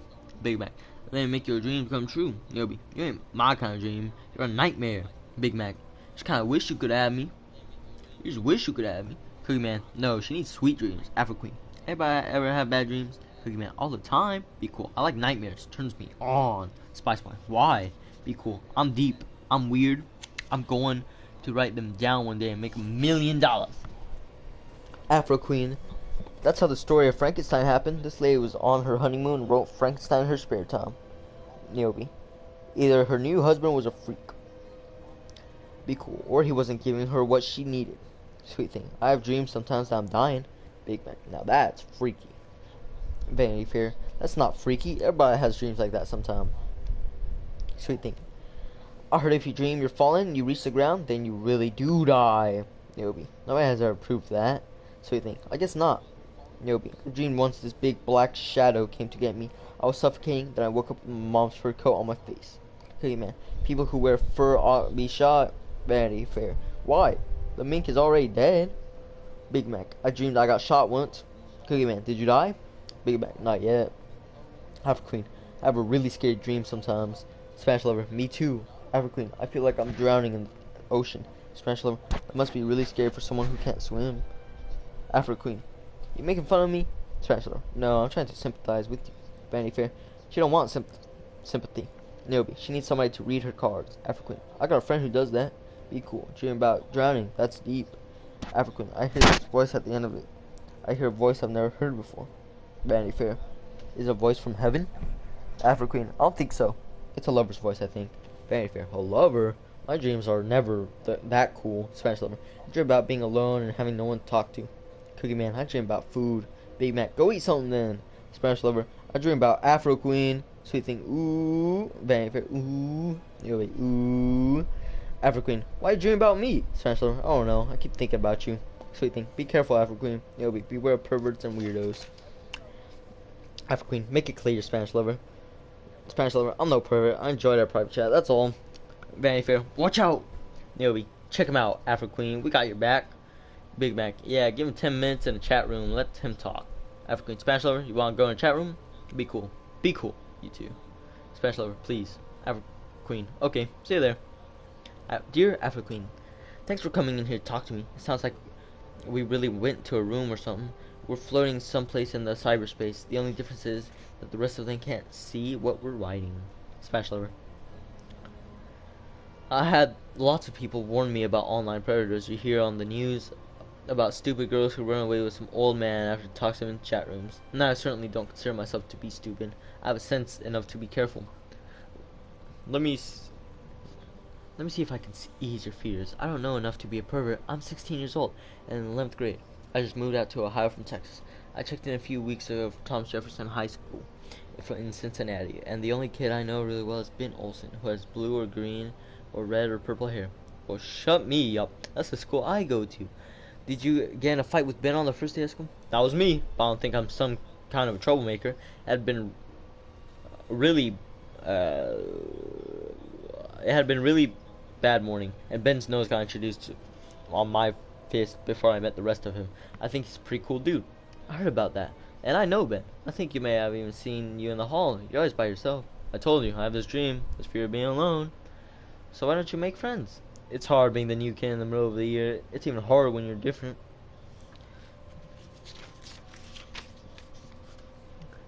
What do you mean different? You got two heads or something? No, I mean there's a lot of Anglo kids at our school and lots of black kids, but I'm probably the only Hispanic kid in the whole school. Does that bother you? A little, probably more than a little. At my old school, it was about 80% Hispanic.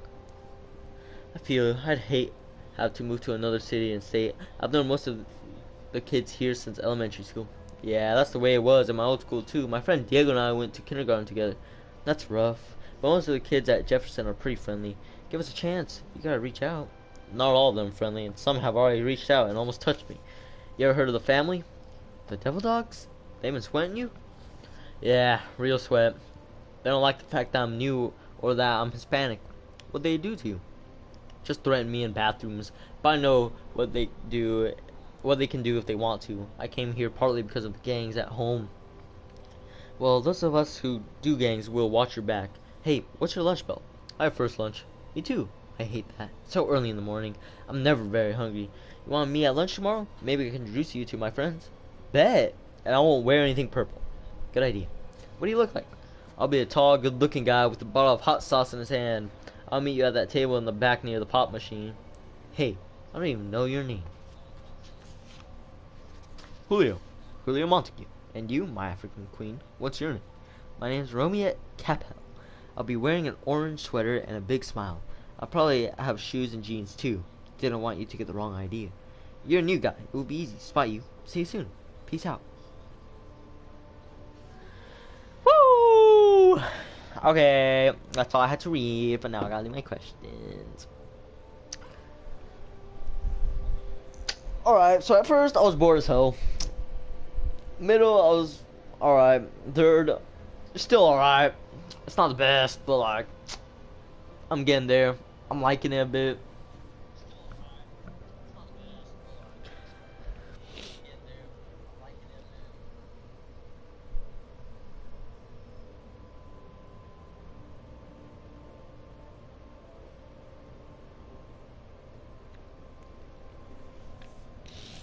Whew. Throat's dry as heck. Play Fortnite. Play Fortnite. Alright. What do you want me to play? Battle Royale or Save the World?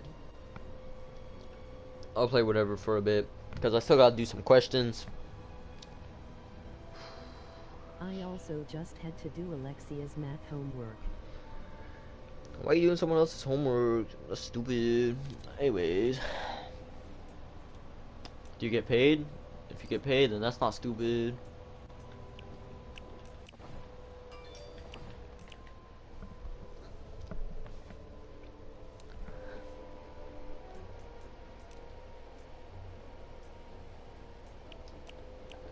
I guess I gotta do some of these quests. Let me join you in Battle Royale. Alright. Let's do Battle Royale.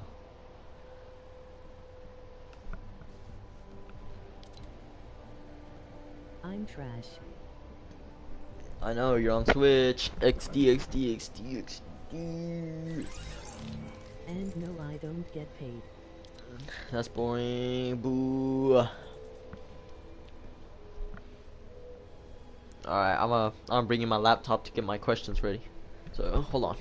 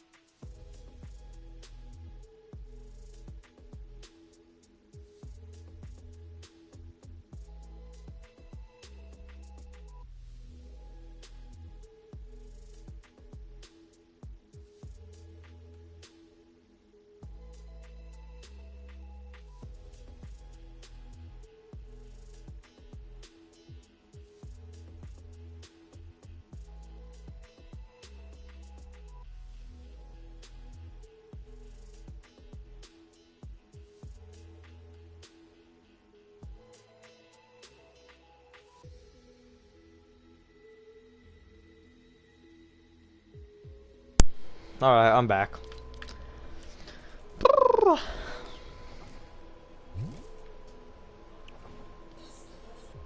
We'll do high explosives or something. Oh, a mic. Are you on Switch? Yep. That's what I thought. Alright.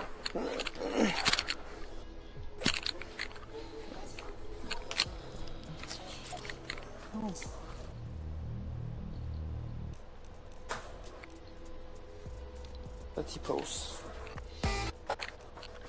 Yeah. Oh, a bunch of wires. For what? My earbuds, my charger.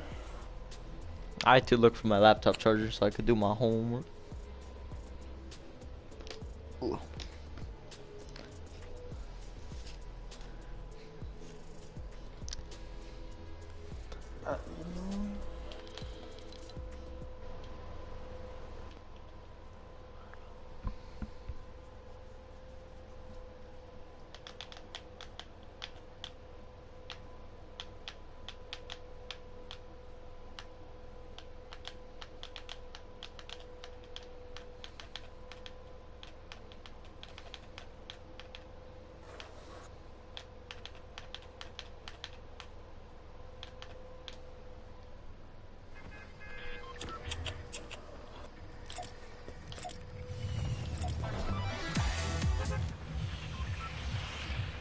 Where are we dropping? Okay, I'm ready. What are we dropping?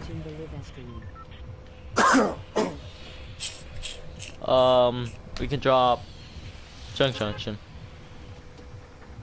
Just cause I gotta open my phone. Oh, it was you. Alright. We'll drop a hotel right here. Well, now? Yeah. They're way too late. Yeah. Now I'm busy. I think there's another dude landing with us. Another Where? team. Oh. Wait, are we in teams or in duos? We're in squads, but high explosives. Oh, yeah, we're gonna die. Yeah, we're gonna get killed. Gonna boom boom. I wanna land in this little house. And there is nothing except some... Rip me. I have nothing to help. Except cover.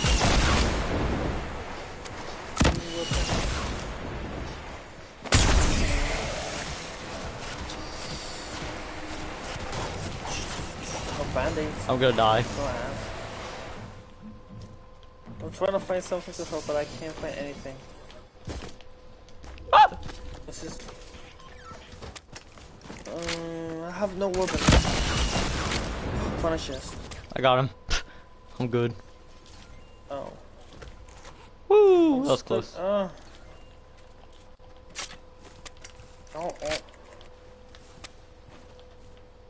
I'm having technical... Okay, Hey, the chest is still up here.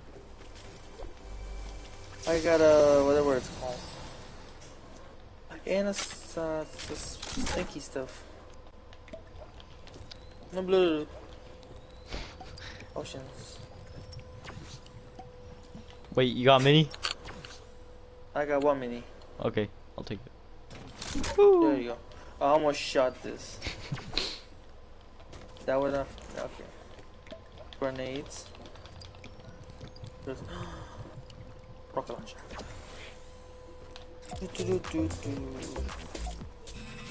There you go. We're in a circle. You're right. We can just that thing. The rift? Rifty. Yeah. Oh, someone just used the Yeah. rift right here. That was the rift we heard. There's another one though. Yeah, I'm just gonna look and try inside. Ooh. Chillers.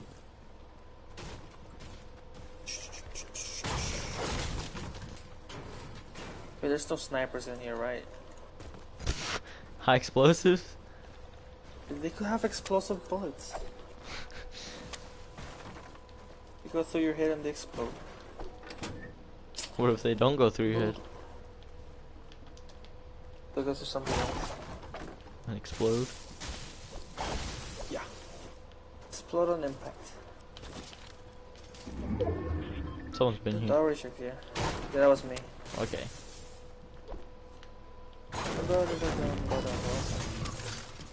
Yo, this reminds me of the game. No, it doesn't remind me of it. But, What? the one with the wall. Oh. Yeah, the Trump one. I want to take that.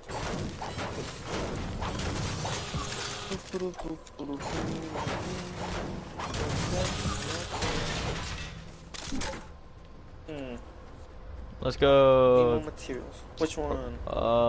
Where? Where do we go first? Probably over here. That's kind of far away. Yeah, we'll see how far we can go. If not, we'll just go to Tomato Temple. I'm going in. Where we're going? Okay. Dun, dun, dun, dun, Actually, I think we dun, can make it here. dun, dun, dun, dun, dun, dun. I forget what the movie's called. Indiana Jones. Yeah. Indianapolis. Is there any chests? Nope, they're all been open. We cube and jump, or Yeah, cube and jump, I guess. I need a cube. You got a cube? Cube. Alexa, play Despacito.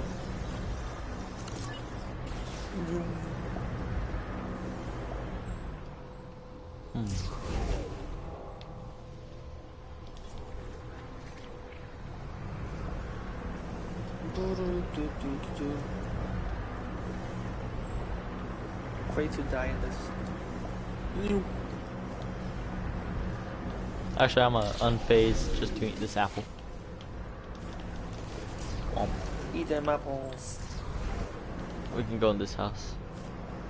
I'm gonna go through that wall. If it lets me. I don't think it lets me. Oh, I'm inside. Here, shit, but then. Ah, didn't work. Dude. What? I just. No. Game hates me. What? Oh my. You're right here, I think. Yo, here it is. There's a big shield potion over here. If So you what? need it. A big shield. I already have like 50, but. Take I 100. guess. Can you get up there? There you go.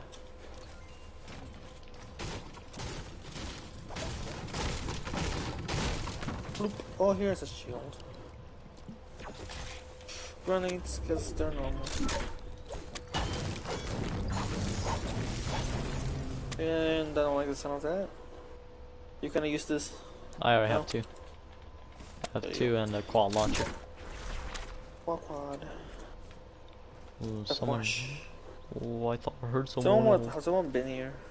I mean, look over there. I'll snipe them. You see Where? chillers.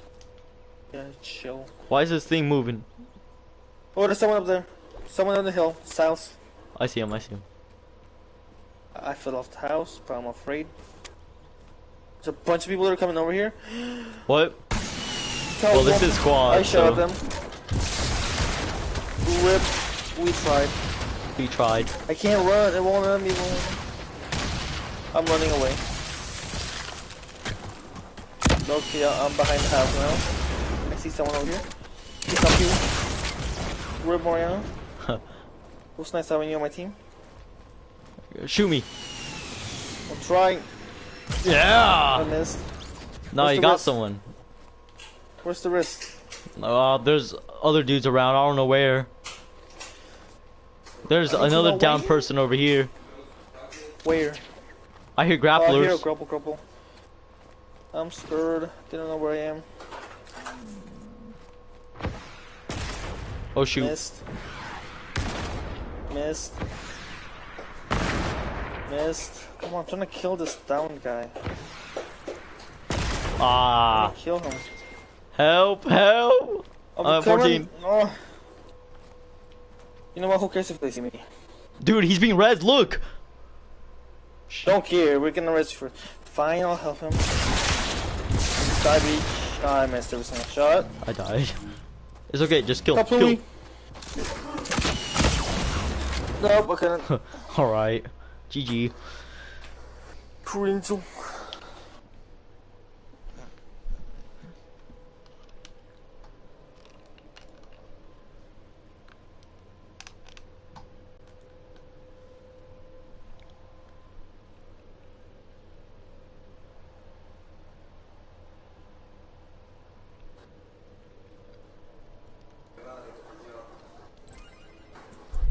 Alright, yup. Squads. Are we in squads or should we just go to duos? You wanna do high explosives or duos? Oh, I think there's time for squads. Duos it is. Whichever. Let's do duos. Let's get sniped. Why can't I ready up? Don't know. Do I? I'm just, nothing's working. Oh, I'm ready. There we go. You T-post. T-post help.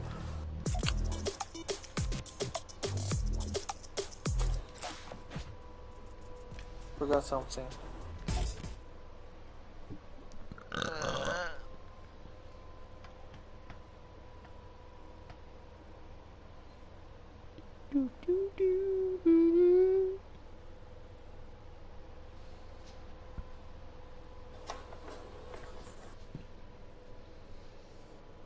Oh.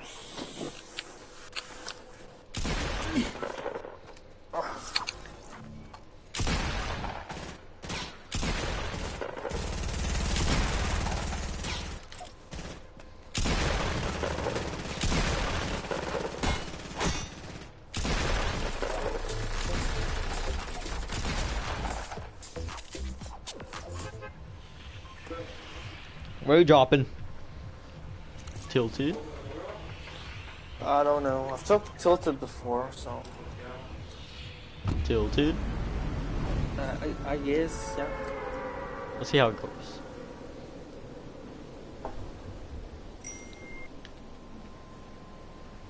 What did I think?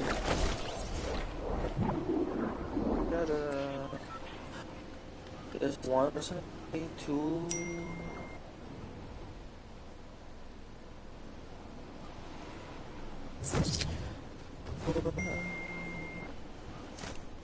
Wait. Oh, manu. I dropped with someone who has a gun right here. I'm scared. Oh no. They don't know I'm here though. I'm just gonna stay in the roof and hope no one sees me. I think they hear me. I'm not gonna do anything. I need rescuing. Probably they are mind you. Up. Where are you? I'm dying, that's what. Don't. Oh, rip. Rip Oh, is correct. Oh, I'm being shot at. Rip. I'm dead. I'm right here. Hello. Big ass Hey. rip. Oh. I'm sorry. Rip. Ripple. I don't even know where we're coming from. I can see it in my video. Didn't even see me die. Oh yeah. Nice. Both died.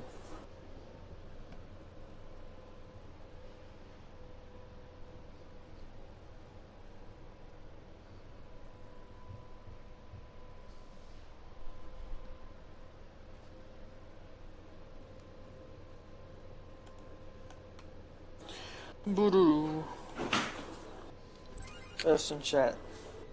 F. Oofs. Wait. Stop typing. It's not working. What? There you go. Larry just gave me a weird look. F. F.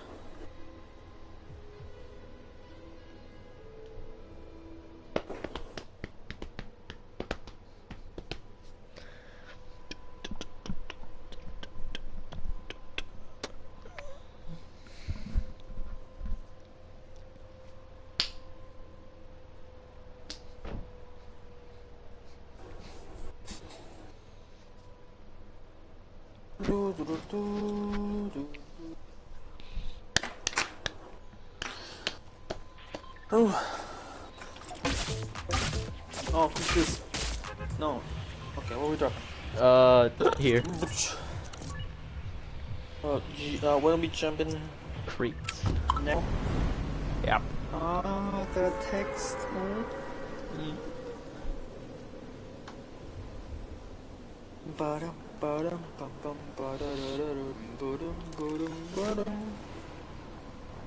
I hope people watching this video love my music. No one's watching my video. They will eventually. I only got like 15 views of last video. I mean, it wasn't even a good one, but still. Didn't try. I just said, I have this video, so might as well. Yeah. Oh. Yeah. Yeah, yeet. Where you at? I'm over here fighting. Wait. I'm Porky Pig. Where he be? Fish. I'm coming to support. Boom, boy, boom. Look at them pick. Teabag. I'm a professional Fortnite player. Yeah. Don't add me.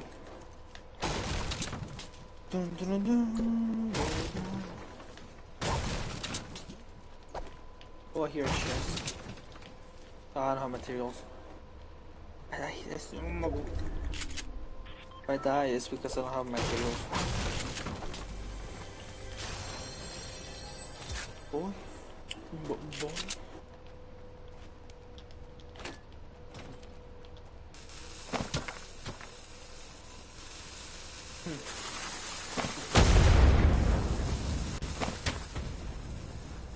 What was that?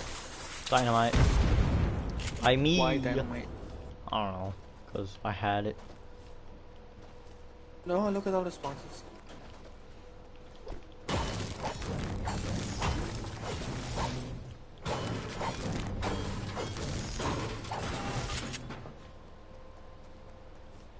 Oh, good.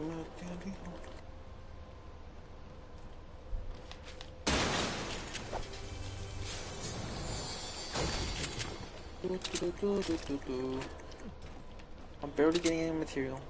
That's sad. Yeah, these things don't give a good amount of material. Even though they're big. But, like, they're not good. They just scared me.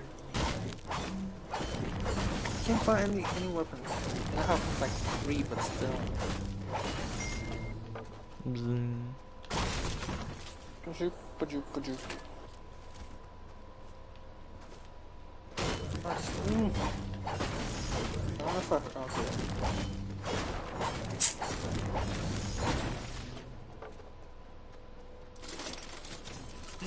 Wood helps. I'm gonna go in some. There you go.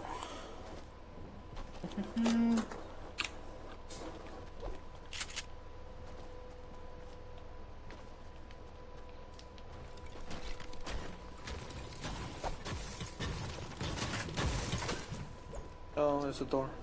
Oh, there's 2 doors. Ah. Nanny. Oh. 360.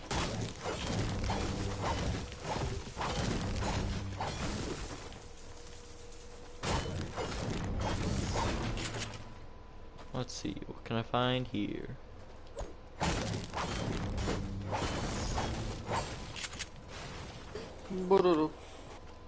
That's the shotgun. Kaboom. Oh, there's 2 boxes.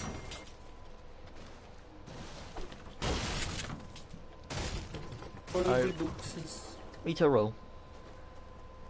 Retailer or rainbow? Okay.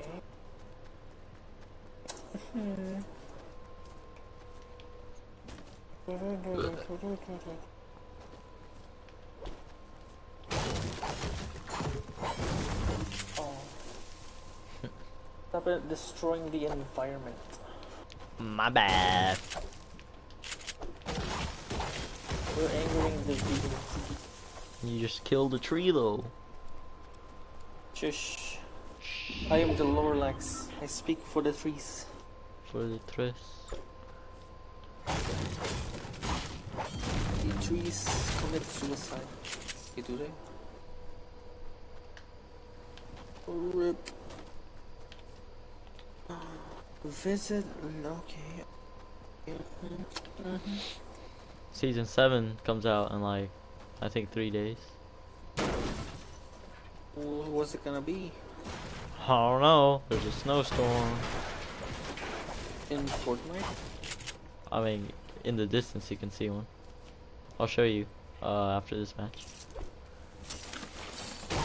Oh, it's gonna be winter theme because of Christmas. And Christmas. And Christmas.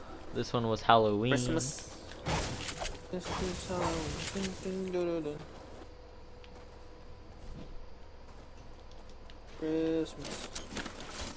Christmas. Oh, what was that? That was close by over here. 120 east. East. Yeet. Oh, that's a chest. Yep. Oh no, it's gonna form it. Oh my god. Oh, what is there that you don't need? Actually, Okay, I'll take that. And I'll trade. Okay. Actually, I'll do this. Oh shit. I got more ammo. Books. Bookleback. I don't know what you said. Booklet back.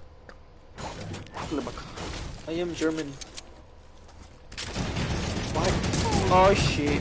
Ah shit. Get out of here, get out of here, Are they get in out front of or here. behind? Get out of here. Run, my boy. Where do we go? Santa Maria. They're right there. You need justice. Where they be, my junk shop? Everywhere. South Oh, no. and west. Nothing I can do to shoot. Oh, cheese balls. GG. GG in the Boy. chat. No, senor. I don't know how pretty it is. GG in the chats. I can't get to you. I can't get to you. It's okay, they already got to me first. They're shooting me. Get away. Run. Don't know what he. Oh, GG in the chat. RIP. I can't get a.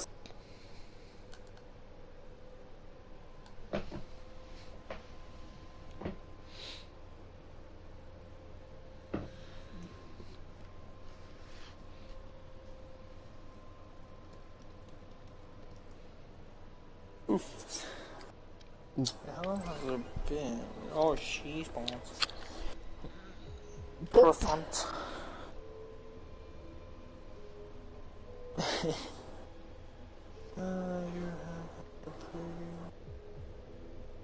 Oh shit, for to press X.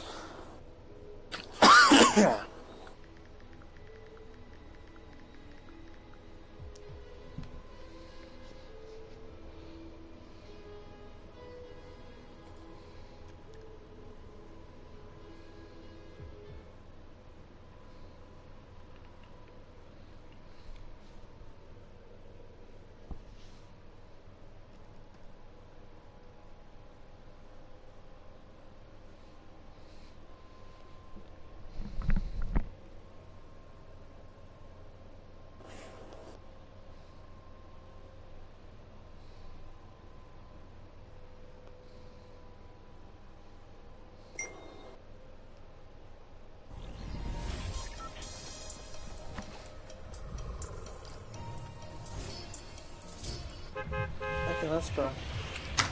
What are we dropping? Let's see. What am I doing? Let's go. Same place. Jumping. Boom, boom, boom, boom. Yeah.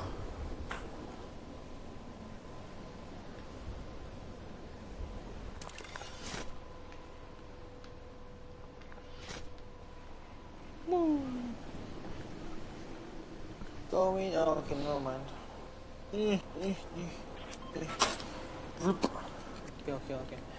Over here. Anyone else landing over here? Not sure. Didn't check. Me neither. Ah, she's balls. I have enough material. I don't need no material. A soup. Perfect. Soup. Found me chest. Then I lied.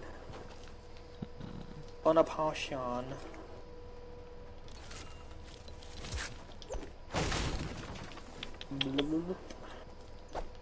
I can do wood. Oops. I'm scared to find someone. I don't have a shotgun. I got an extra shotgun. Okay, I'm stuck in a corner. Yep, okay, I'm safe. Be up there, I'll be down here. Scared me. Bloop bloop bloop. Need shoot gun. Very Gun cool. acquired. Bada boom boom. I need materials too, but I have some. Just enough materials. I found a weird hospital, but I just broke it. I broke a poster. Sausage. You got me sausage. Ooh. Ooh. Ooh, what? Found a chest, but I can't get to it. I don't have enough materials. That's done it inappropriate. Quit flipping. Ooh, parkour. I'll take you. And I'll take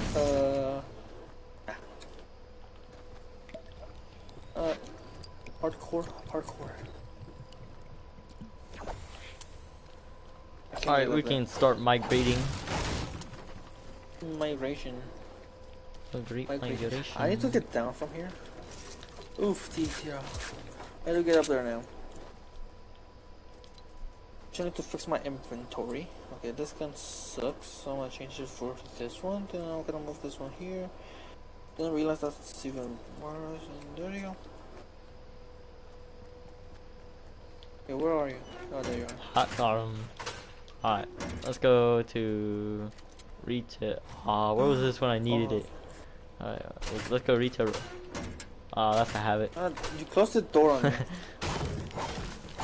Where's your manners? Actually, where are my manners? Ignoring someone's text. Ooh, later load. I just fell and I didn't take my damage. What's in the truck?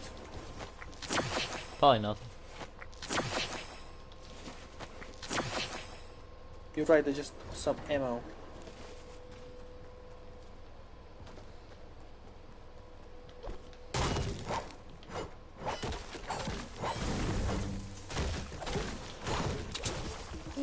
Oh, that scared me. I thought it was someone else. I don't have any good materials. Weapons, whatever.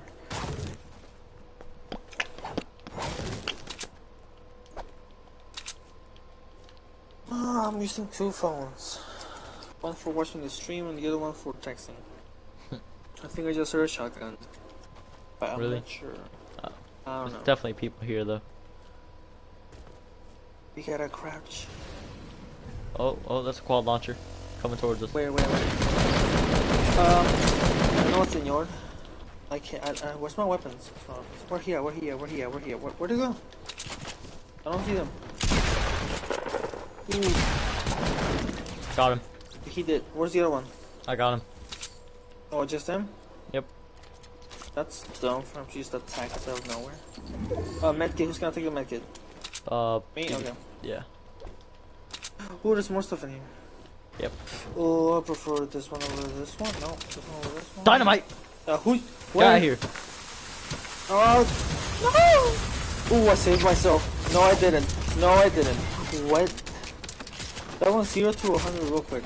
Like, I have no idea what happened.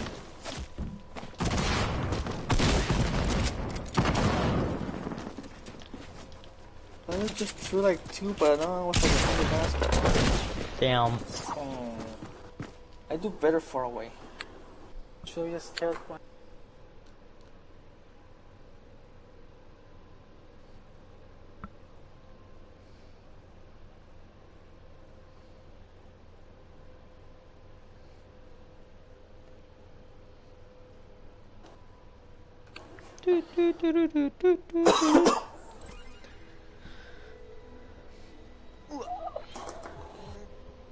X. Ooh, wow. Yeah.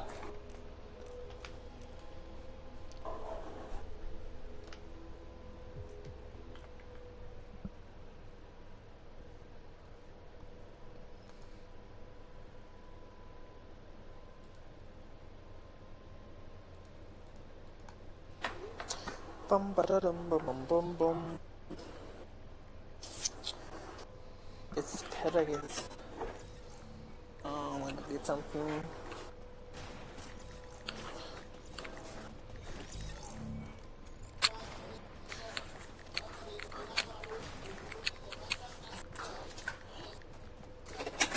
I am outside now.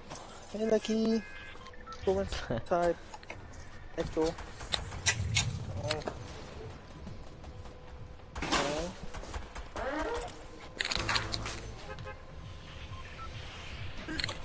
Oh. Let's go retail row. Okay.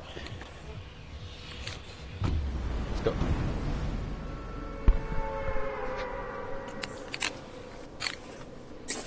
You ever gonna get Wi-Fi?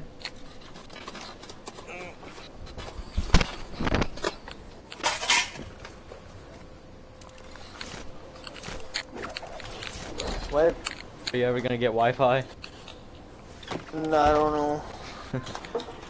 Maybe for Christmas. New phone, 'cause mine is somewhere. Throw a new back. Cause like you have an Hey. Xbox, it's just there. Cause you don't got Wi-Fi. Yeah.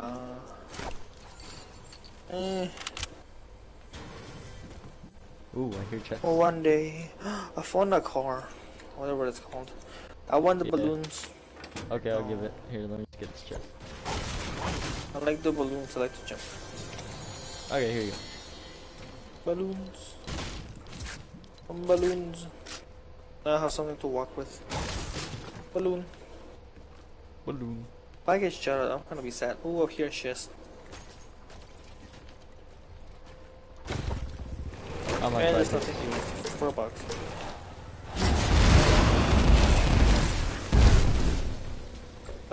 Okay. I think you broke a chest. Probably. I wouldn't be I surprised. heard a chest, but now I don't. Wouldn't be surprised. Rip chest.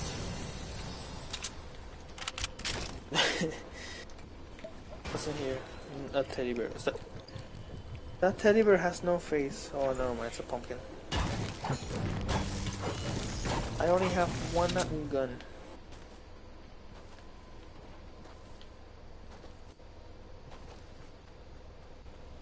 Oh, here, chest. Oh, it's right here. Eesh. And it's not here.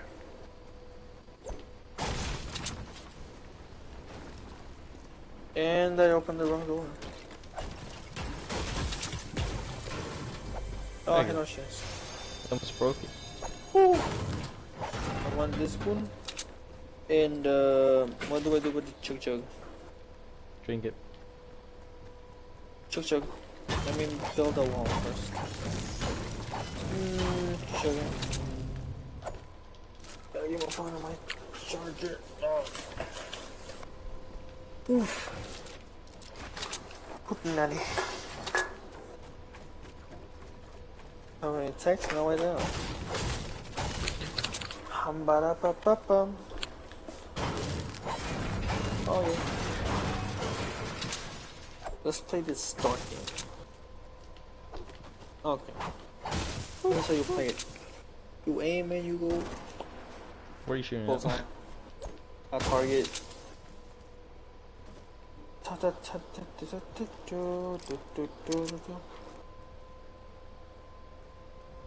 Doing my part in this town, destroying all the bushes. push, push, a little push.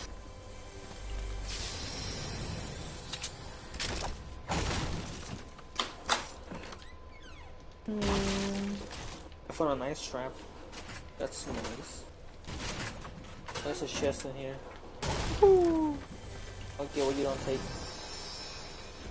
Okay. That's 6 You don't grenades. take this. I don't need grenades. I should probably take something. No, I'm just gonna take them.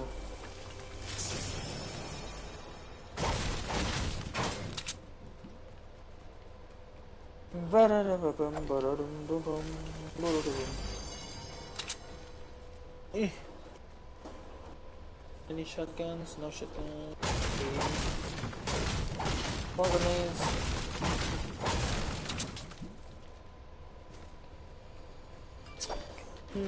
Band-aids. Okay.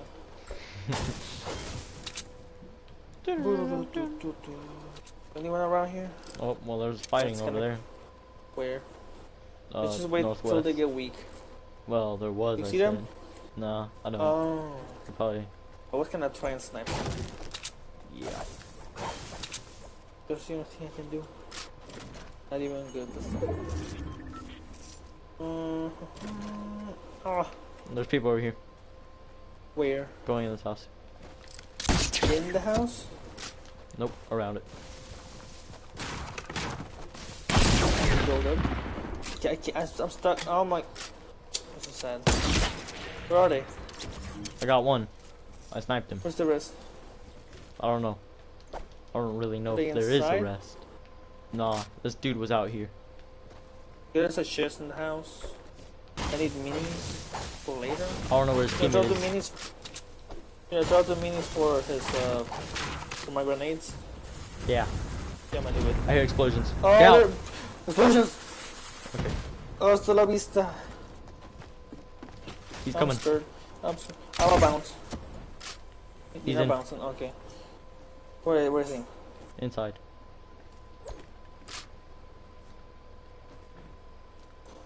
Just in case someone will be here. I think someone came over here. I'm not sure. Someone's over here. Where I'm at. Where, people here? Inside the house. Shouldn't have thrown my grenades. I should have grenade them. I hear traps. Yeah, me too. I don't see him. That's scary. Go back, grab your I'm grenades. scared. I'm trying to. But I don't know where he is, so he might just shoot me. It's okay, I'm right here. Throw your grenades in. Grenades, 4 more balloons. Go. I have Throw. 9 grenades. Throw. Grenade! Oh, he's shooting at me! Oh my gooey. I don't know where he went. I don't know where he went. He's over here. With me. Where? Oh shoot. See ya. I'll give him stress. He's over here. Where? Get him. Bishop where? Ah, I forgot. Bishop where? Here. Just shoot. Shoot the wall. Shoot the wall. Oh shoot, where is he? Oh, he was down there. I thought he was still up there.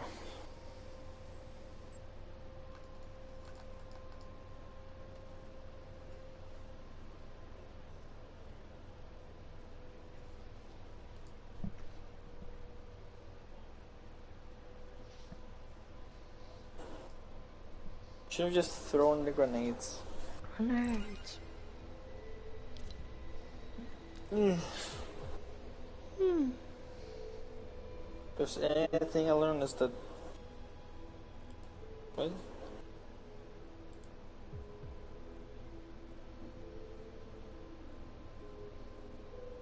What just happened? Weird. Weird.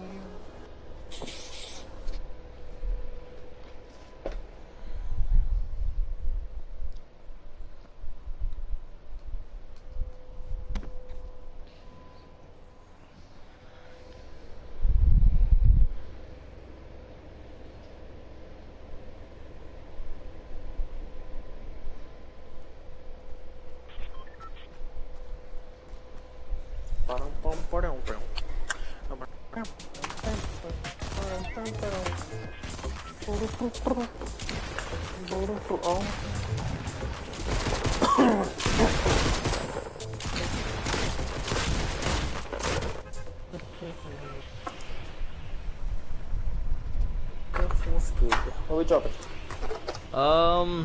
Let's see. We'll drop Salty Springs. Salty, we're salty, they're salty.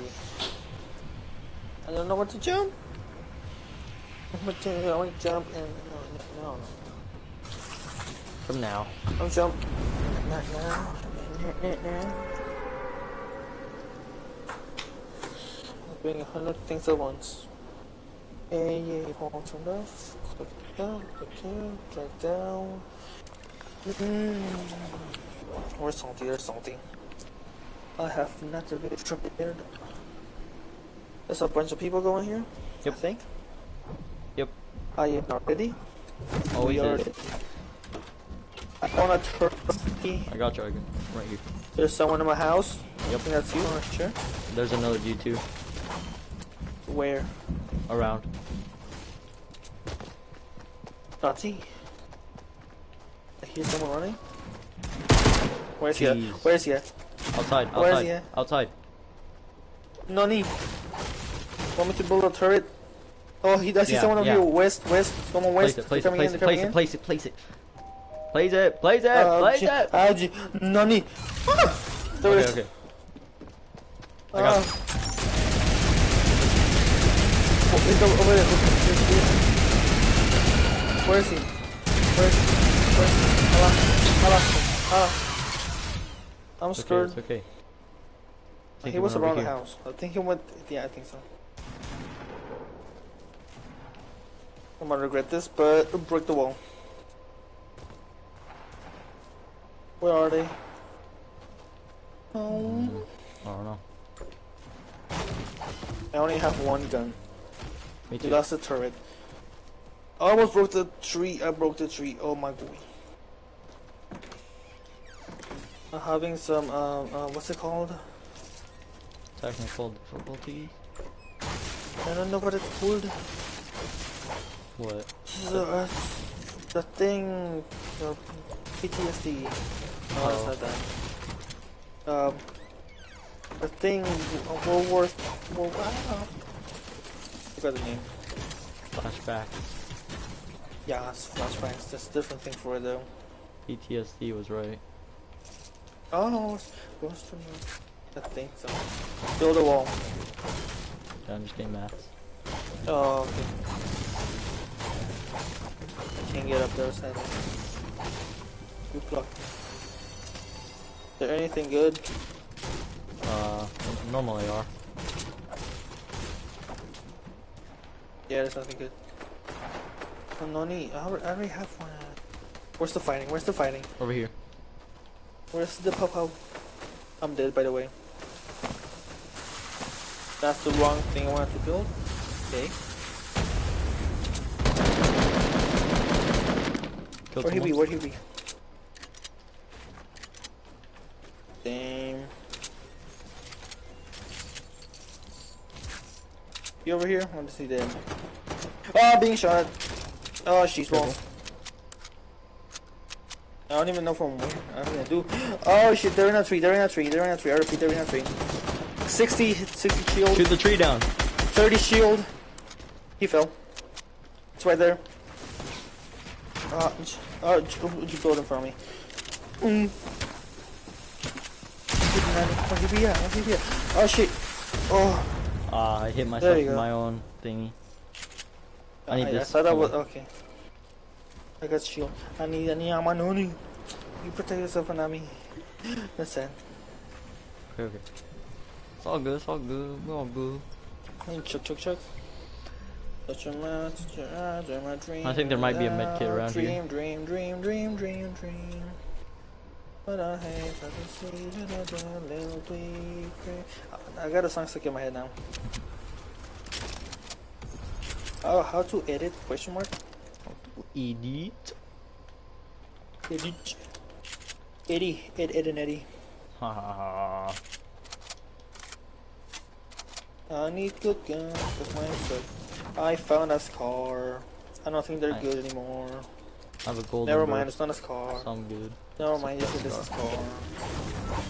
From bandages, I'm gonna need them in the future. Yeah, nani. Did you get 'em? What does this gun do?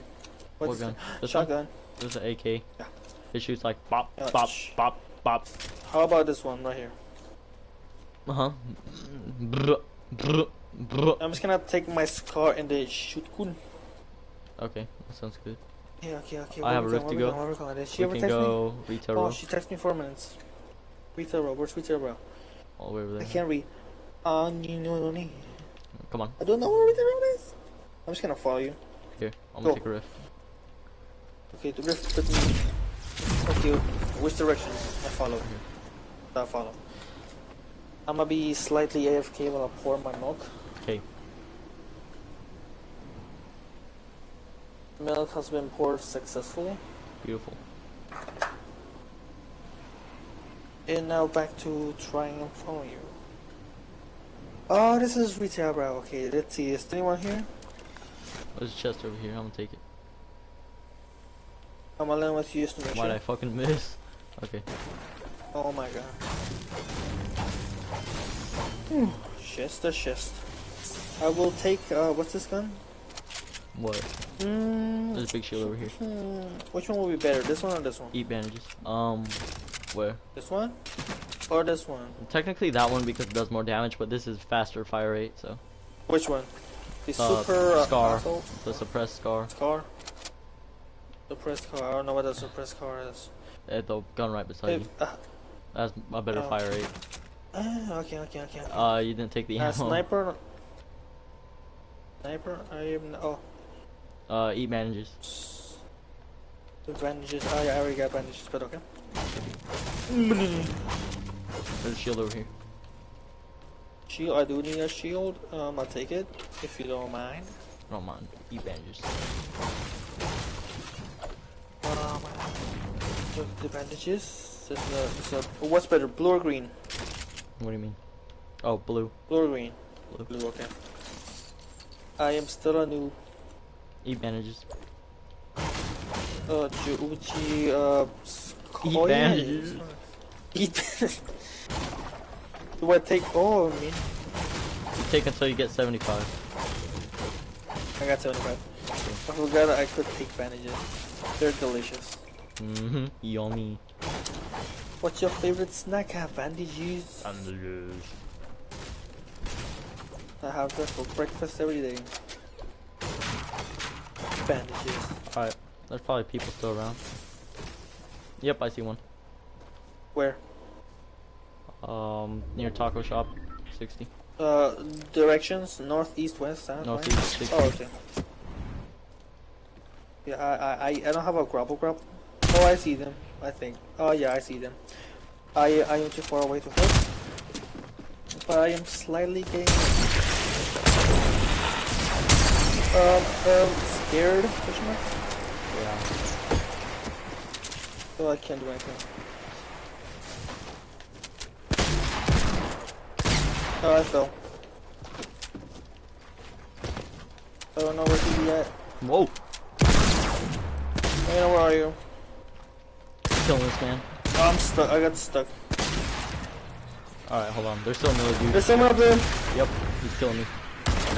Make sure he doesn't kill you. Whoa! I'm trying to help. I'm trying to help my best I can. That's alright. Still got that kill though. I don't know where he is, but I'm scared. You know, where are you? Oh, I see him, I see him. Try to get over here. Okay. Nah, he's shooting. Oh, shit. He's still up there. I know, I'm waiting for him to move.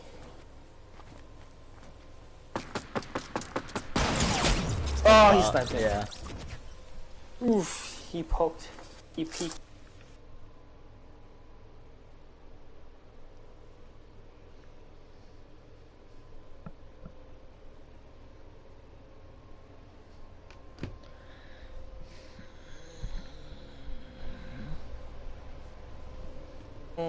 Alright, well, I'm gonna get off because I wanna eat and then I wanna fucking whatchamacallit, do my homework and sleep. Yeah. Alright, so that's the end of the stream. See y'all. see a stream.